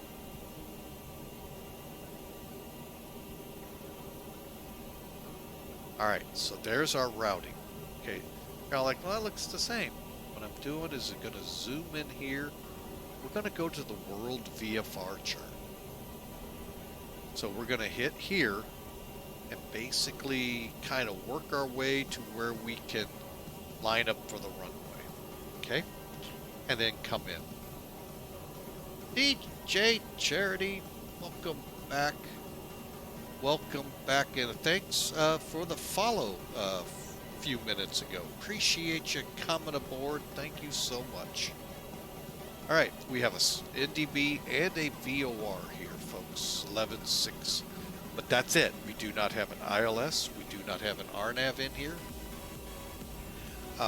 So the VOR, basically you come in and do your loop-de-loop, go out, loop-de-loop, back. So why not just go direct? Unless ATC, of course, would tell me, I know. All right, let me center up here on this. All right, so you get an idea. Now, I can change this map, by the way, too, folks, to VFR. I prefer to keep it on the, I think I'm on the high.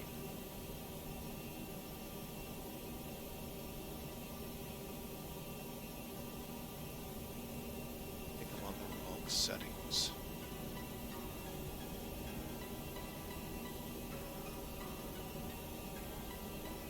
Anyway, I know you can change this map because I have.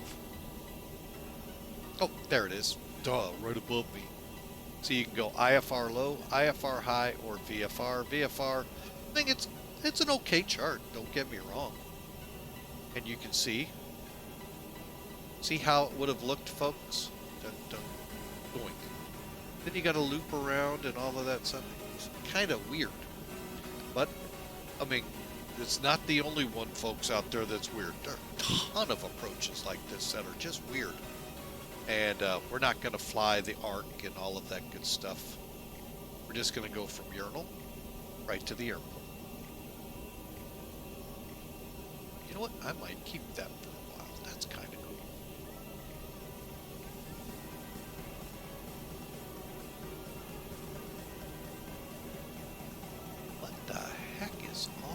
That? Is that all restricted airspace?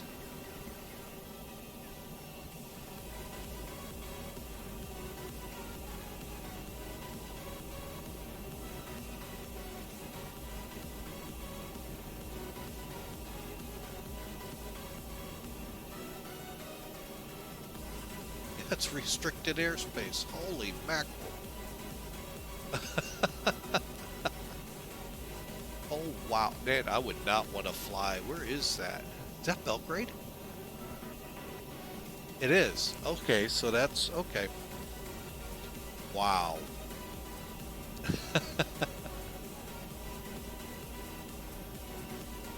All right.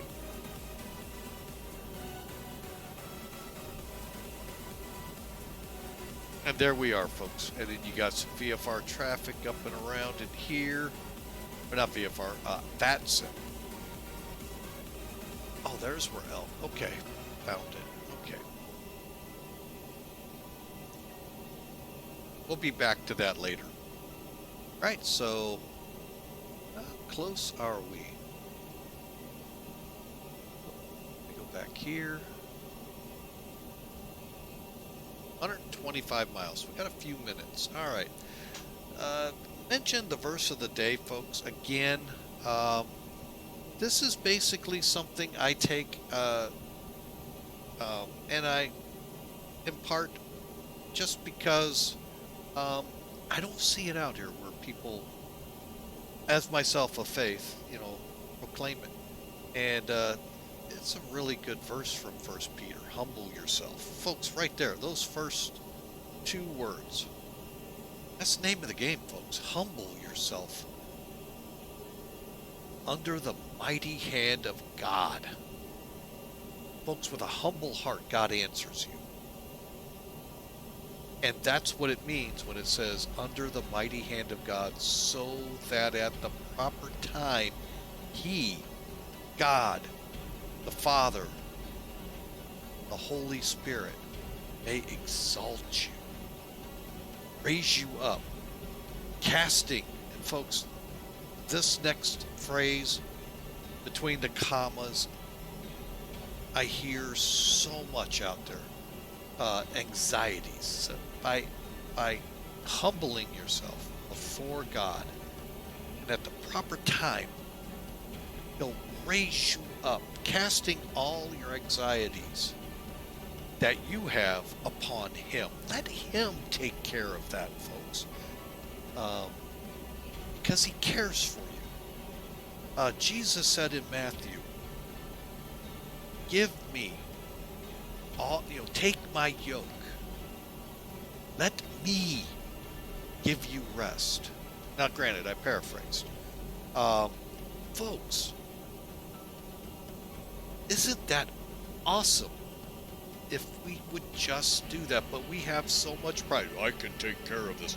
I'm Mr. Macho Man. Macho woman. No. Folks, we can't. We need to rely on God. We need to let God take care of things. When you do, it blows me away when I finally say, okay, God, I can't do this. And then I go, why did I wait so long? That's it. We get paralyzed. We start feeling insignificant. And if we would just turn to God, folks, oh, so much better. Life is so much better then.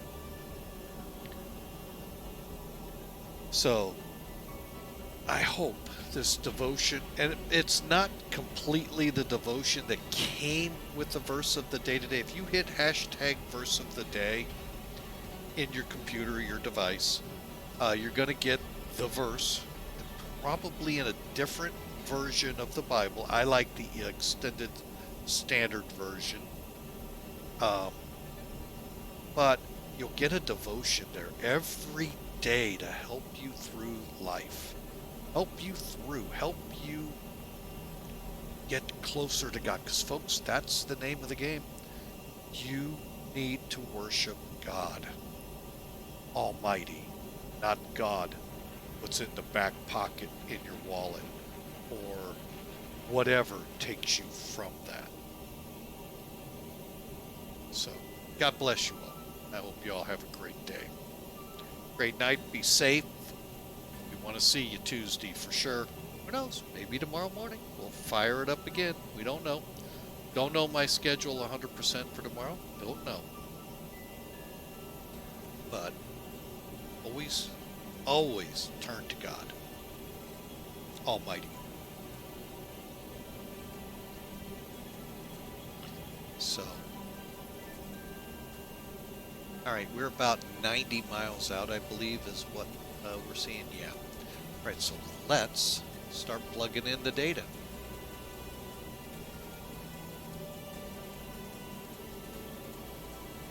All right, so how do we do that? Let's bring the McDo up, go to the next phase, then the next phase. So now it needs to QNH the temperature, the winds, blah, blah, blah. Okay? We'll get these in just a second because it's going to be a little different on here. So, all right, so QNH, like I, we just lose the weather? I think we did. I think it was 10:18. Good thing for us, folks, if we're not close enough, I'm pretty sure we can get this data from the map if we ever need to. But for me, it stays so compact. Apparently gets me the airport I need when I need it. I think it was 18. Well, you know what? Let's try Sim Toolkit.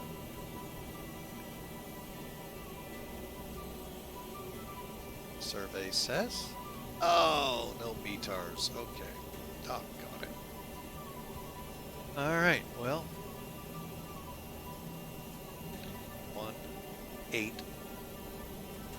And let's go 360 at 0. All right, transition level that I did not look at. 7,000.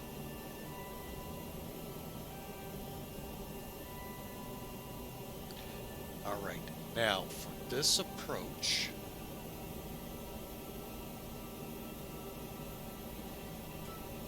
we're Class C, so 1861 or 1880. Now, how I do this, folks, MDA versus DH, okay? They're both the same, folks. However, it looks different on your gauges. And it's, hopefully I explained this well. What I do, when you look at an approach chart, I'm going to bring one up for you, okay? We zoom in here. Down here, you're going to get your minimums. We're a performance category C. We're not going to be any faster than 160 on the approach. Again, this is, here, let me show it off real quick. See? Really bizarre, folks. The runways are this way, yet you're doing it all this way. Yeah. So you see what I mean. All right. So 1880 is mean sea level. So that's what your altimeter here will say. Okay. I call that over here M for the mean sea level decision altitude. Decision height is that which is in parentheses, which will be the radar altimeter. I think it shows up right here on Airbus. Okay. Here it's, call it 20 feet off. Hope that made sense. I'm going to put in the 1880. And guess what? It's the same number. You're the, that isn't. So I'll put it up here. Now, if I wanted to throw in the 1861, that one will go away. And there's my decision altitude. MDA shows right there. Then I'll click Perf. Now 59 miles out. All right, now we have checks to start into. Okay, landing elevation. Says auto. Right there, right where my cursor is.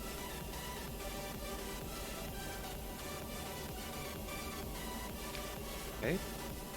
The McDo arrivals and performance arrival have been set. The next item on my list is flight plan takeoff winds. I don't know where to get those.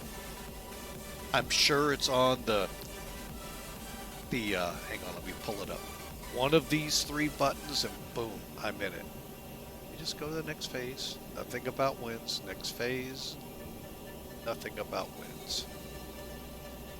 Oops. Perf. Okay.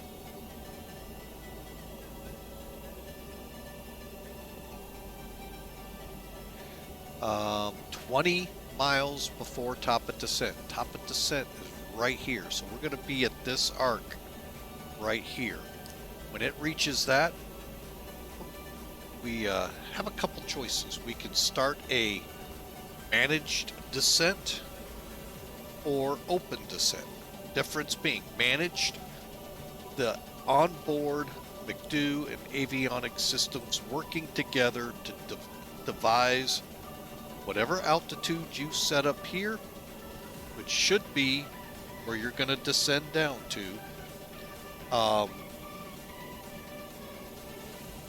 which here will be 3,000. Where that level is versus how far out you are, it sets your descending. Open descent means you set the feet per minute, speed brakes, and you don't touch the throttles. They're notched. They make the electronic engine control devices that are out on the engines are maintaining the speed set. So if you're still showing dots up here, it's maintaining that. So then you'll see in a managed descent a green dot working up and down here. Think of it, Boeing guys, as that gauge over here. That's your glide path on your descent. In the center, you're on what the computers are saying that's the path you need to be on. This green dot is in between this yellow line and this one. Same thing. A lot of information there.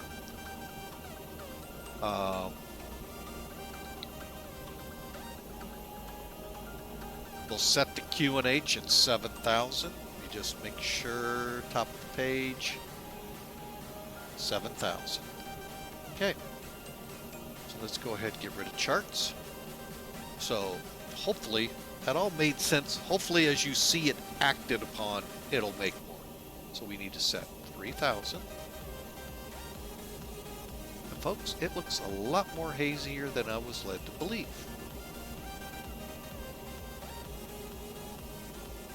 Or it just might be, well, it's definitely not sunset because I think I set it for 07 o'clock in the morning. And we're going easterly bound, so we should be picking up at least an hour or two in time zones.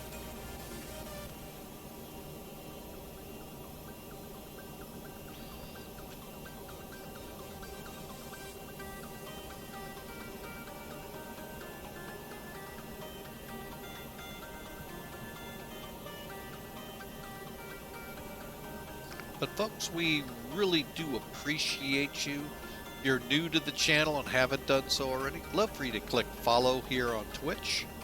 If you're watching us replayed on YouTube, hey, we'd love for you to click subscribe and, follow us as we put video content out there from each flight from the streams.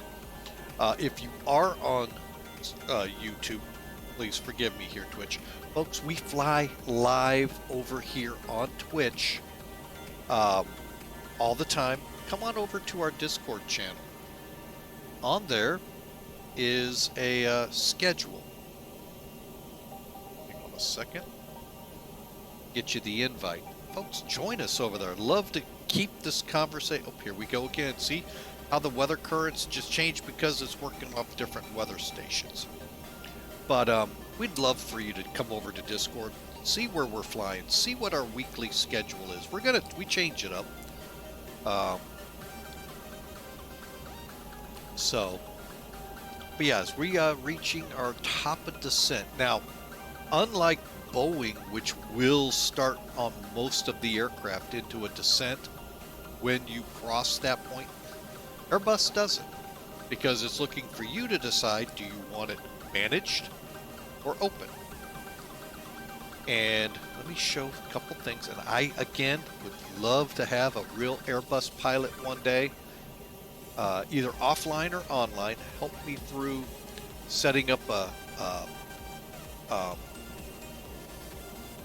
glide path, this FPA, to come down. I understand this one. That's simple. Vertical speed versus your, I don't know what that's called, flight path angle. Anyway, it just sets, like if you're on a 3 degree, 4 degree, 5 degree approach, you can set it that way. All right, now that we've inside 20 miles, 1 dot puts you in a managed descent. The 2 dots here is like pulling it will put you into an open descent. And it will actually say open, I believe, over here.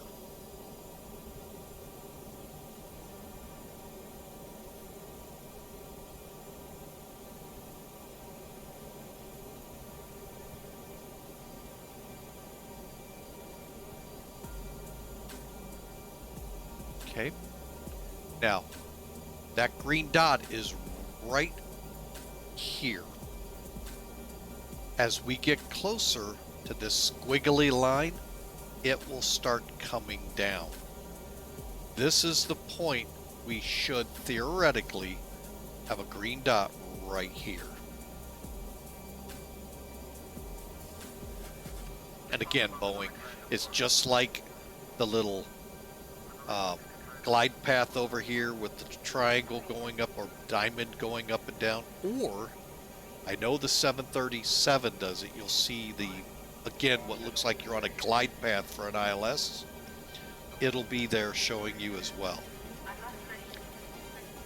Don't ask me what it looks like on the HUDs because I really don't use them anymore. Since FSX with PMDG, it really is not easy to read in Zibo. To me, now to you all, you might, oh, it's a piece of cake to read. I have problems reading it and getting what I want from it. So I just don't use it.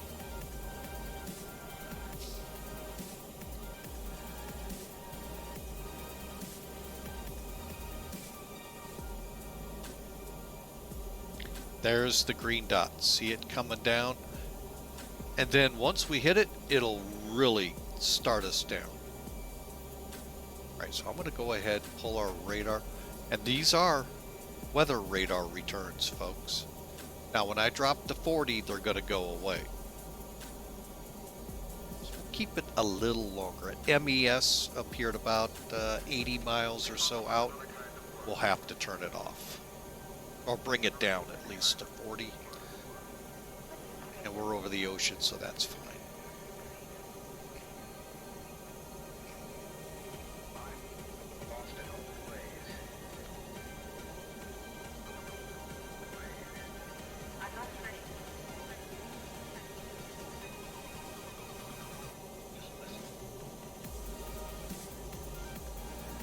Okay.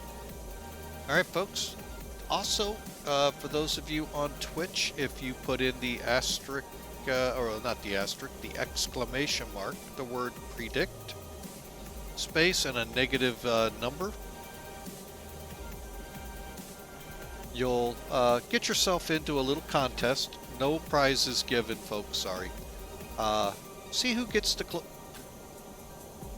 Oh, I really messed that up. Yeah. I'll be under 1,250. Did it again.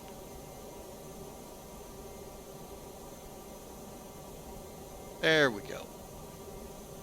Meant to say that. There we go. But if you take that format, the exclamation mark, the word predict, a space, and a negative number, and we'll see how close we get to that on landing.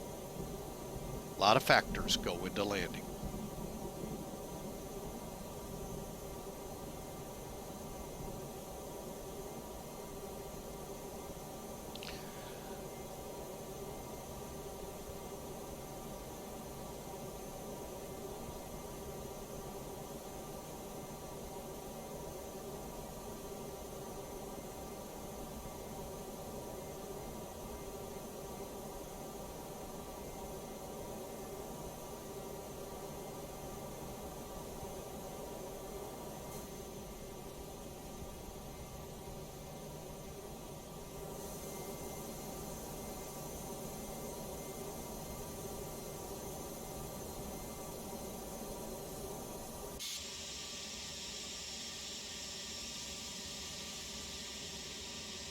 I believe this is the GNC that we're out over,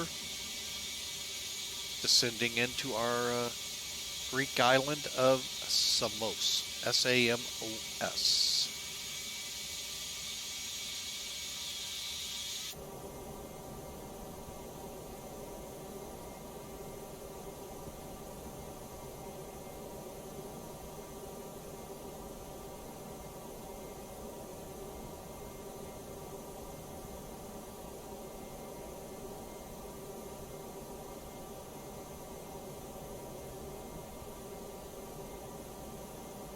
Okay.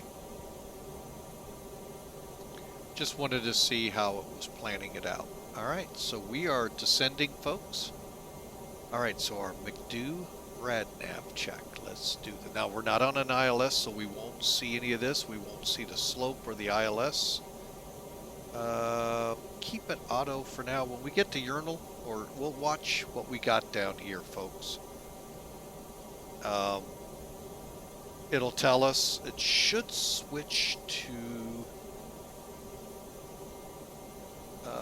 what is that? SAM. So, and then we'll track, you know, we'll get it on the right track. Actually, yeah, we'll just work our way to it, and 1,600 feet's what we're going to want. No, we're not. Yeah, see, this is why this is so weird.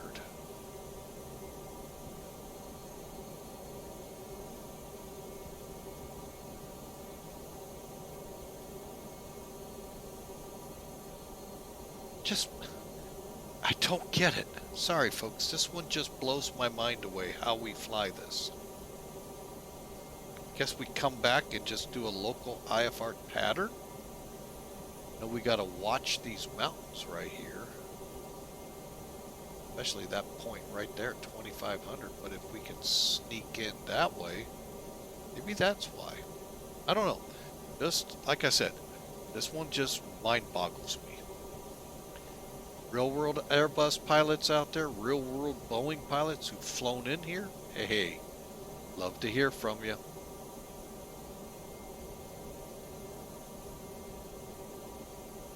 Either here or on Discord.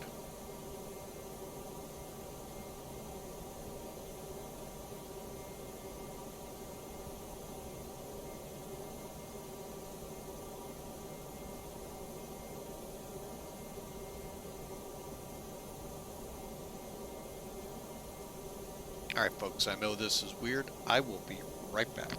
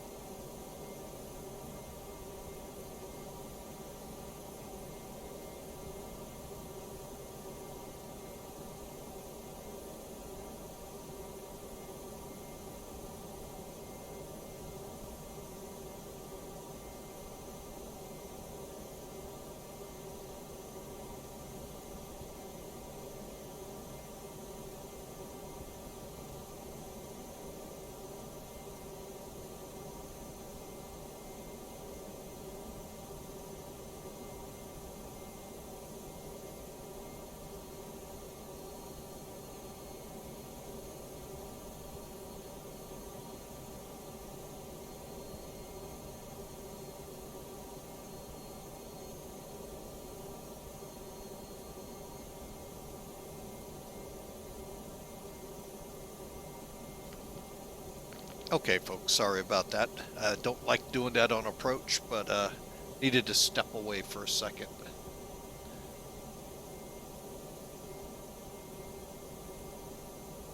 Thankfully, Otto has done a phenomenal job, as always.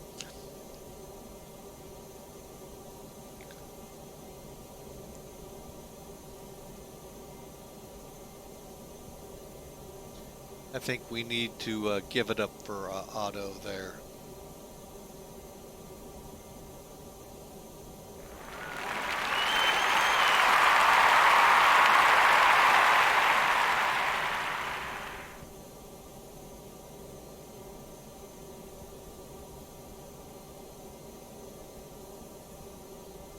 Alright, so we're now getting ready to go through 20,000. You can see, let me blow this up, that green dot, very hard to tell. The A320 from Flight Factor, at least prior to the updates, very pronounced. Here it's a little difficult. But we're right on track. and we'll see how things go. Let's take a look out the windows again. Look at that, folks, as we start drifting into the slightly scattered layer of clouds that we're going to have on approach.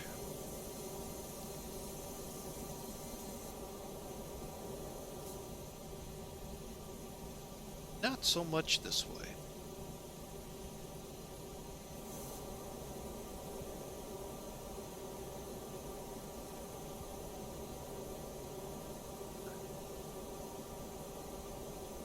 One more second, folks. I'll be right back.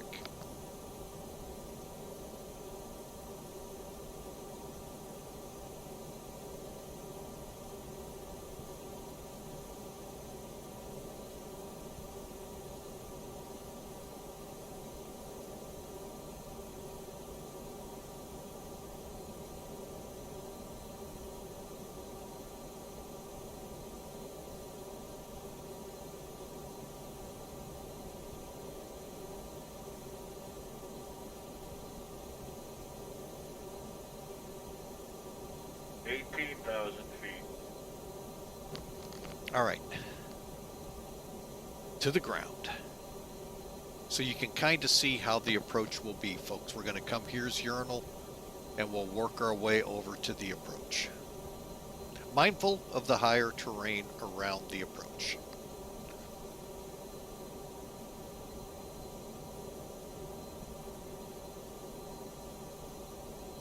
And if we do have to shoot a mist, since we're VFR, we'll just enter the pattern. The goal is, of course, to land. But if we do, we'll just go up, come around the pattern, and land. Traffic will keep it, say, 1600, and go from there.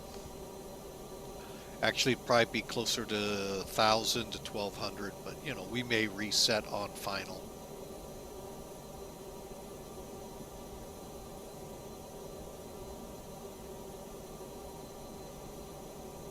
Well, awesome, Jen.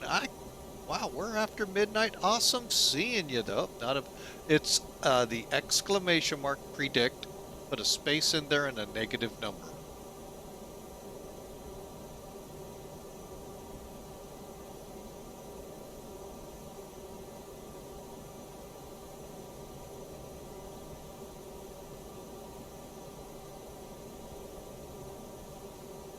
All right.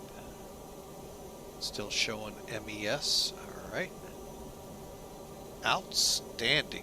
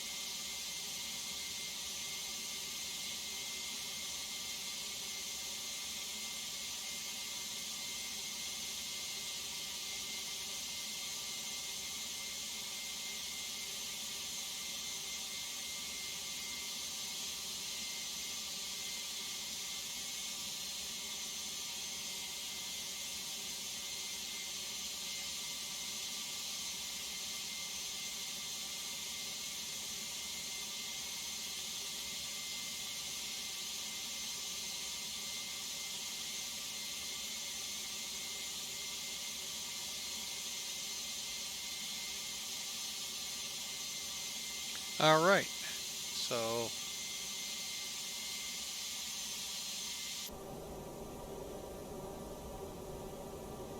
really hoping we don't get haze like we're starting to see. But I have a feeling we are, as we're slowing up for 250, 10,000.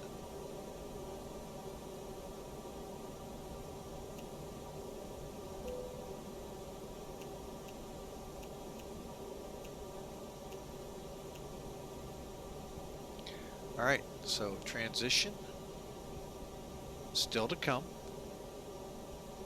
All right, we'll get the, how are we doing on speed? Getting below 250 right now, so we'll arm for now.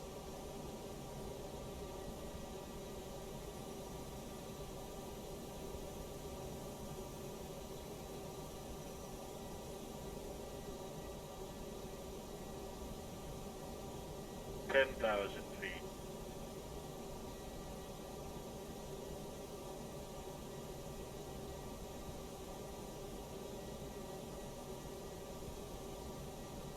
And let's go ahead, set brakes to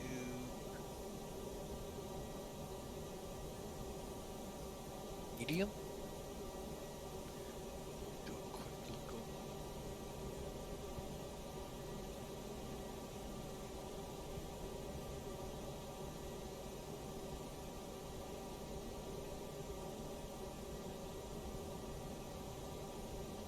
What did I do?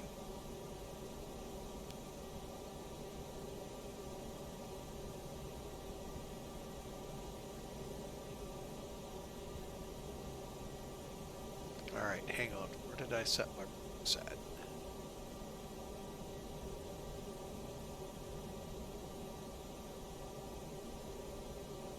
All right, so again, really cool how this shows your margins and all of that. If you land on this runway right, folks, it's only 6,000 feet, just under 7,000 feet long, so 6,700 feet. So, A game. All right, so we're coming into it.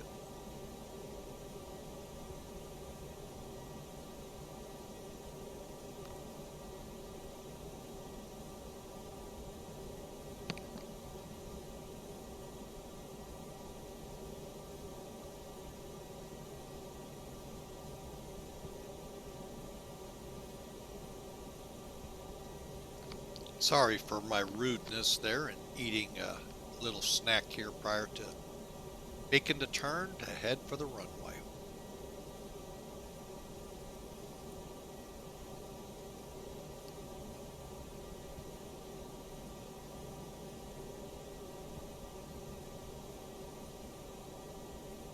All right, so my guess is we'll probably use the whole runway.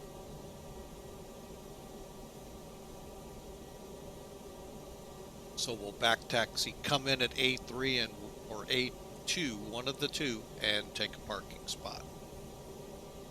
All right, now we are going to turn this down. 20.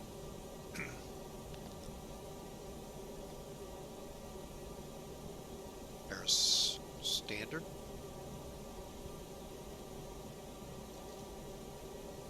Look over here. 3016.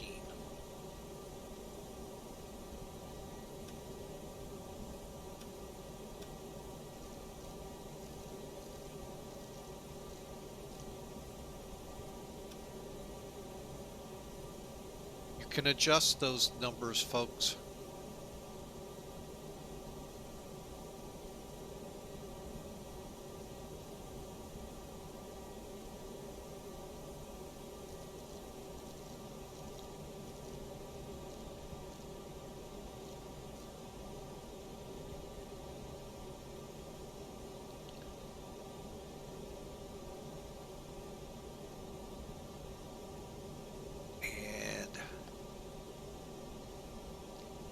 Two,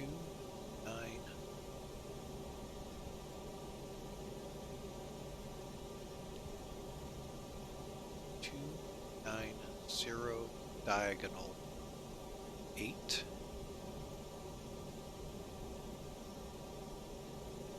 Temperature.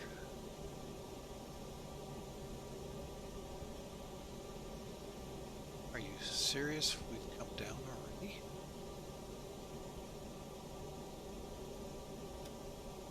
Okay. Alright, so.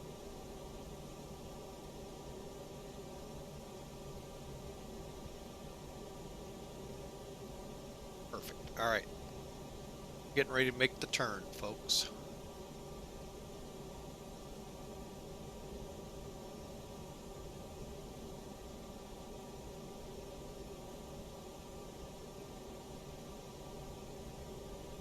Here we go.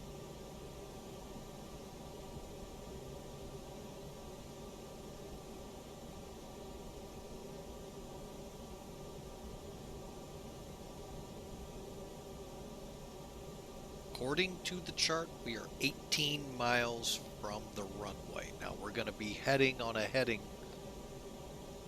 first for the first couple of miles. Okay, now I'm a little disoriented. Stand by.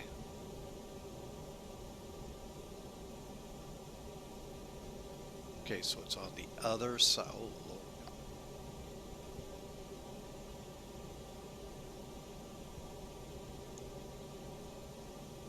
Okay, hang on. CF is going to be 1,000. All right.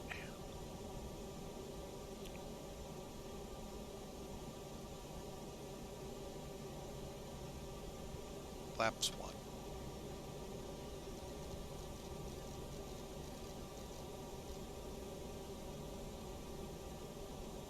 $2,500.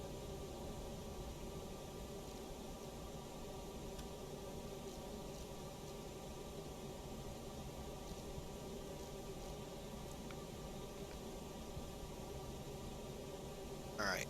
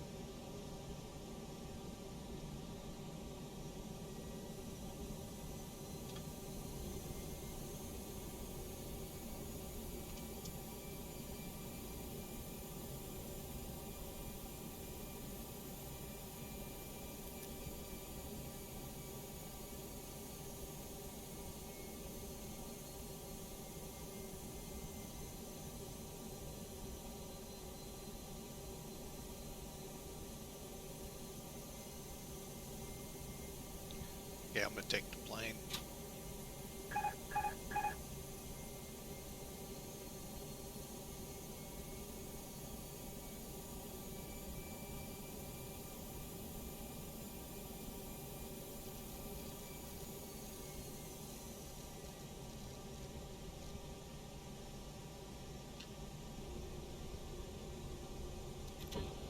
Gear.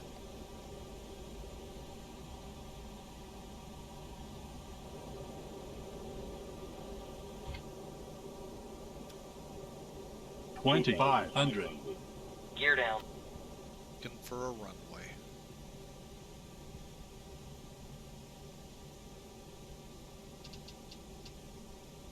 Oh, got it. Okay, we're going to come. 2,000. Going to kind of wiggle our way here, folks.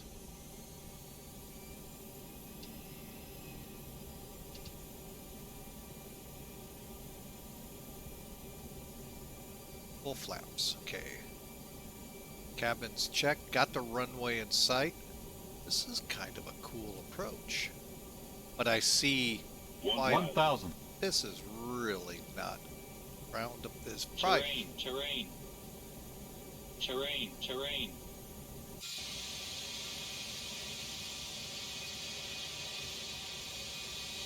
Right.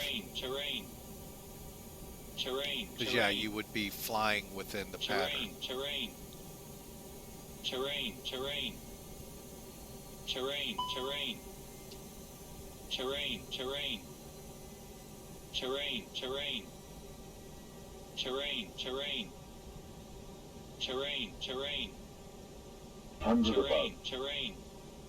Samos traffic, Austrian 572, final runway 9. 1,000. Pull up. 500. Terrain.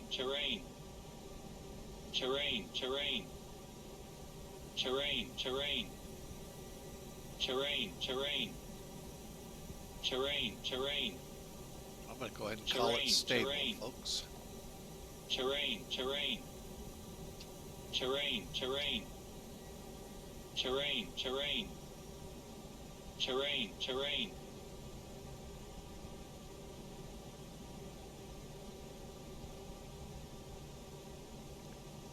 All right, stable landing. Yeah, next time we'll go a little different. 500.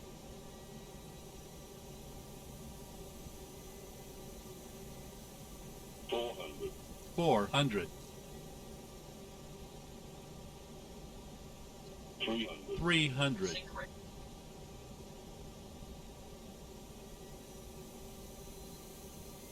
200. 200.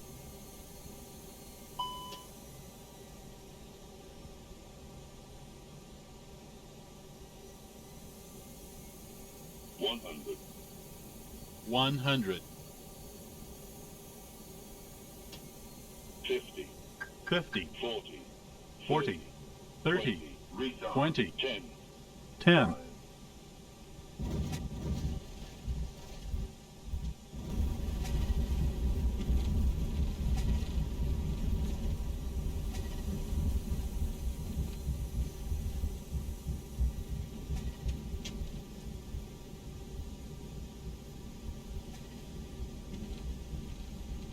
All right, folks. Welcome to Samos. And I don't think our QNH is right.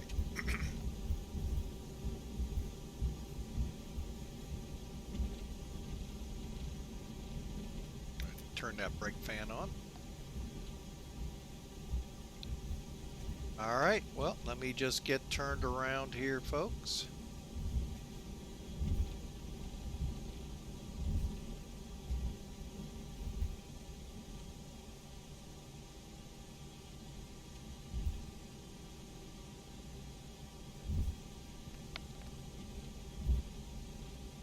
Oh, sorry about that, folks. Had another cough.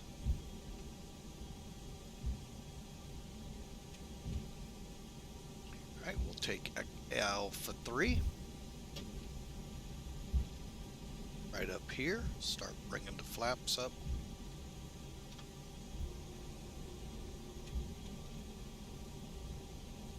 De-arm these.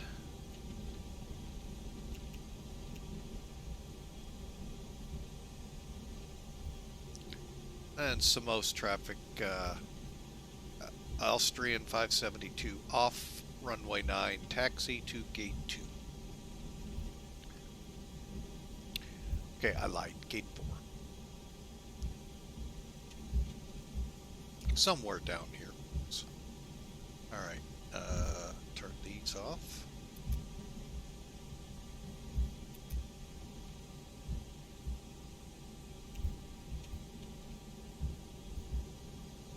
Let's get that Apu started.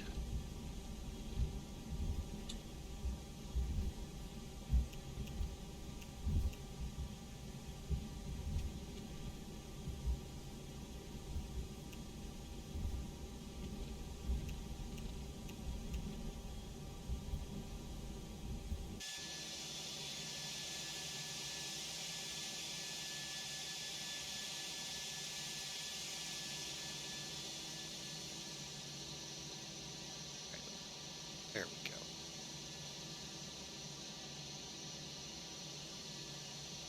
Good enough. Right, Andy.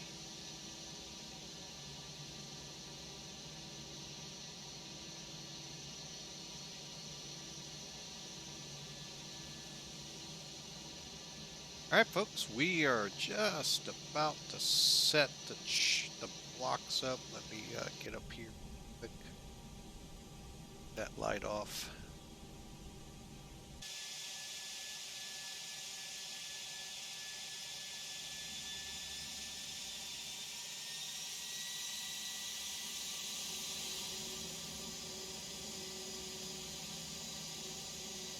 I know one airport I want to see. Second there, I thought that fuel truck was going to run right into us. All right.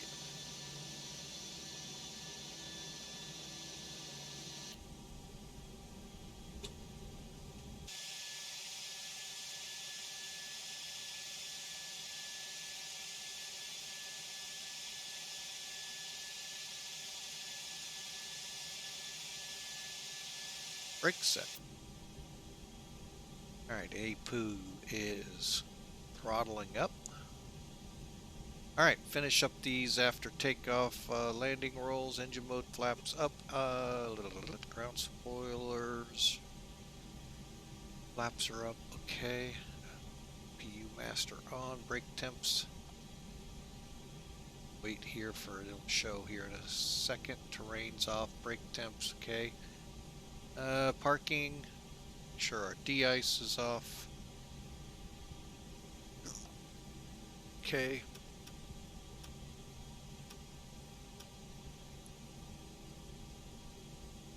All right, and on with the bleeds.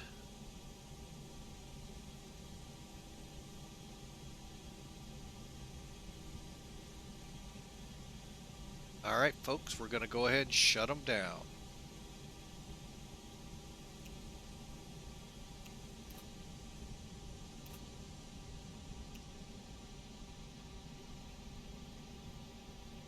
All right, from the time we released the brakes on takeoff, 2-hour flight.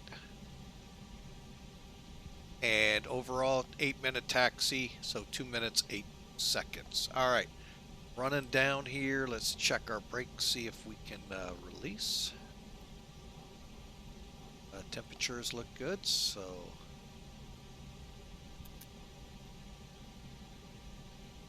All right. Release that.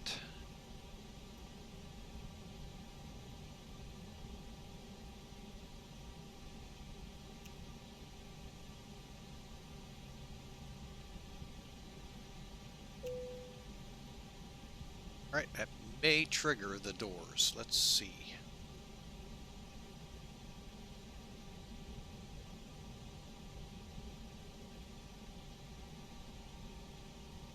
Yep, there they go. Automatic. See, they're on auto.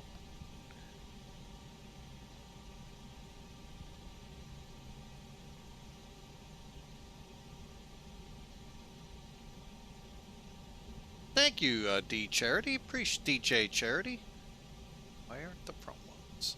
There goes the passenger door open.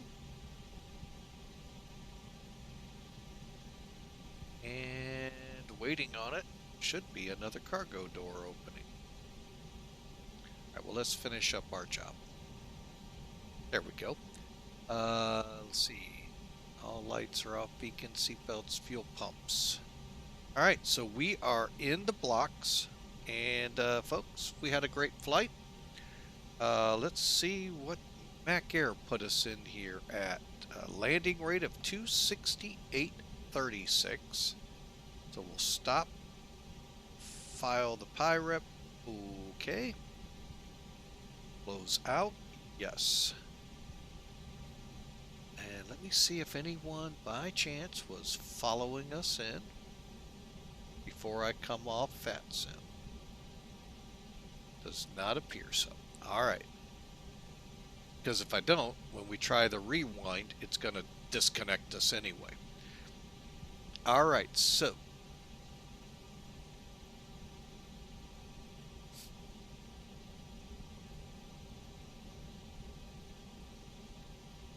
Alright folks, so let's take a look at this, shall we? How did we do? You know, you've seen this quite a bit today, Sim Toolkit. Just got to finish the flight here, They show us at 200 feet a minute. Well, we'll take a look here and see how the voting went. Let's do that real quick here. Where's my screen?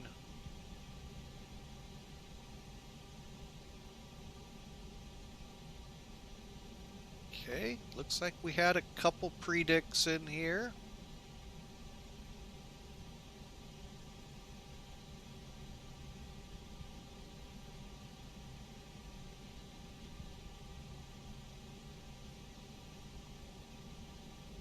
Okay, well, it went to me for my 250. I think it might have gone to Jeanette, but she didn't put a negative number in, that's why. But hey, folks, I'm even shocked. I started with 1250. But anyway, let's take a look at it. Now, folks, Sim Toolkit's a free utility you can get. Just it gives you the ability to flight plan right here. You can either pull it from SimBrief, your last one you generated a plan on, or set up your own. You can also go advanced like you do in SimBrief, where you can put in, I want to fly this route on this cost index, or this, that, and the other. So very intuitive. You can also VFR where you want to fly. Flight schedules. Now you can go here and say you're like I'm going to here in a couple days. What's out of here? Where can I fly to? Well, let's just put it in there for the for the demo here. Samos Airport. It's going to show you all the flights. I don't know if there's that many. Oh, there's quite a bit. So, but it'll show you where ideas for you. You know, ESA, ESG, so forth. It's that warning for. Why are my brakes hot? No, I'm not turning off my parking brake. Nice try. So you get an idea. Oh, look, potential flights you're seeing, folks. Dusseldorf, Copenhagen, Milan, Munich, Prague, and so forth. Then you can come down to your logbook. This is what I love it for.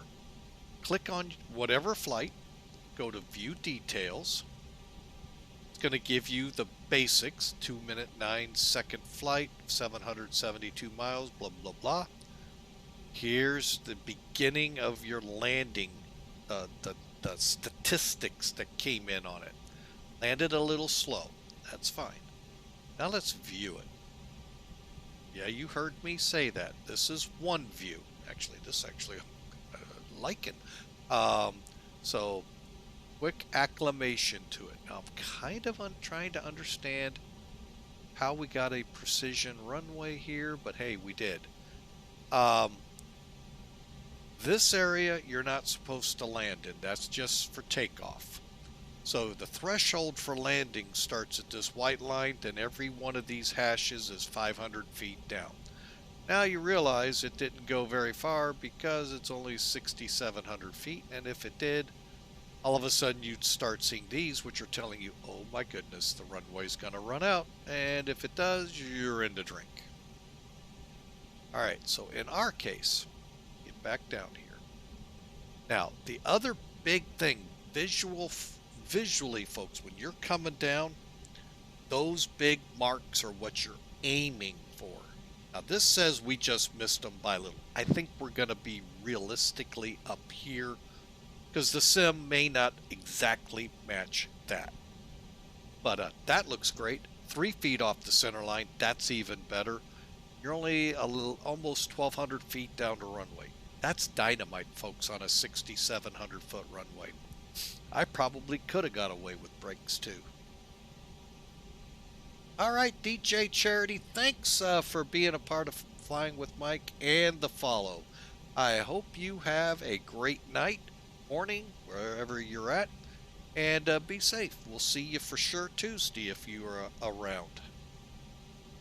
So there you go, folks, and then you get all the metric data here My heading was this, ideal was this, pitch, roll, speed should have been closer to 129, I think it was. Let's find out.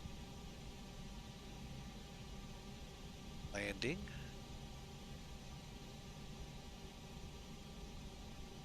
Let's see, 128, so yeah, we're about 10 slow. So that's, anyway. So again, it gives you a lot of data there, folks, to learn from. What am I doing wrong with my landings on the sim? Wish we could get this out in the real world. Oh, would that have been a gem back in the 80s? Oh, would have been a gem to have this back in the 80s. All right, so let's get Sim Toolkit out of here. And I am going to button this aircraft up really quick. We're going to just use the Toliss because it's so quick and easy. Ground services. And cargo doors close.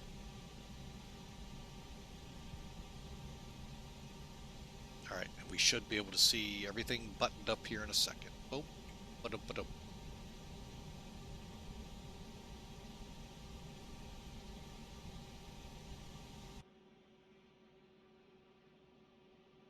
Right, no chocks. We look good. Let's try it.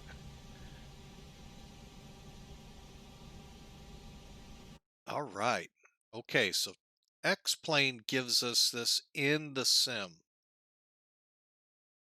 The ability to see our flight all the way from the time we started, if we so choose, to any time along here with it's built in, no extra programs. It's right there for you to really learn about your flights. Terrain. Okay, just kind of see. Oh yeah, we were a little close. Let's get some music here, shall we?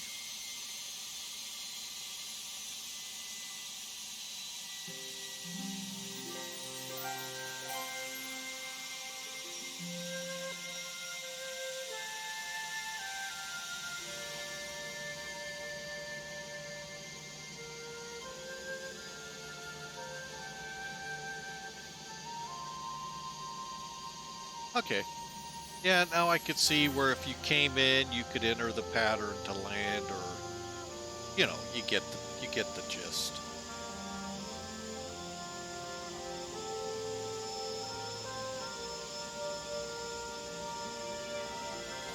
And then remember, I'm hand flying it at this point.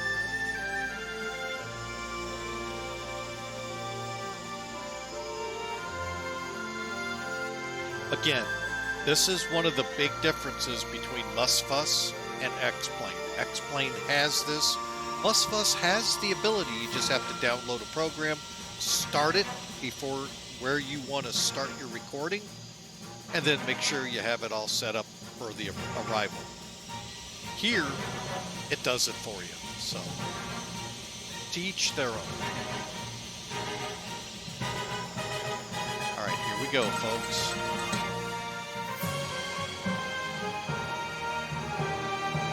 Okay, it actually was pretty damn right on track. Wow. Okay, I did go just past the visual.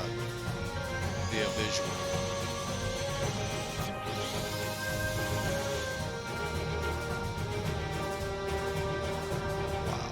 Let's go back out. See what it'll look like, what we can see. It looks like from about there.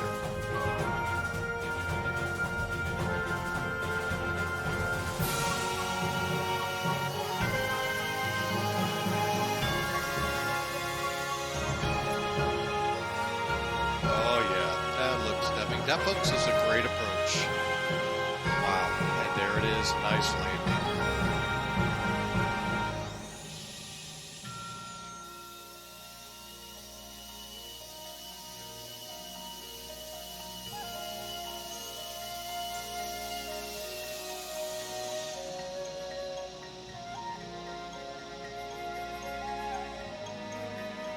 All right.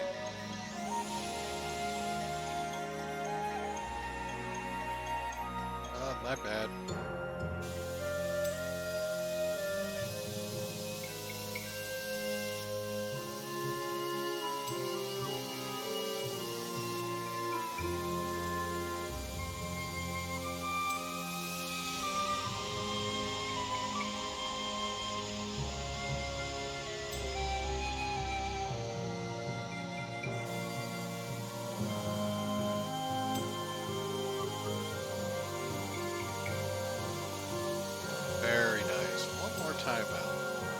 let's take a look from our distinguished visitors' seats.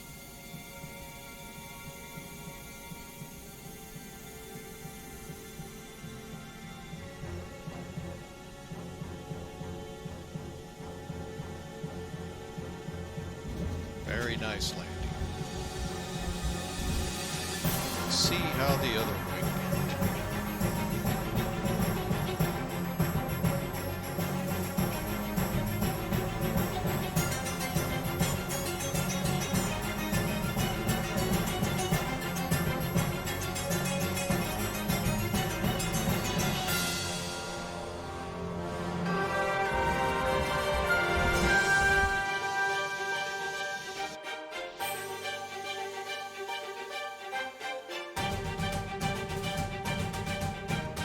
And our last look from the tower.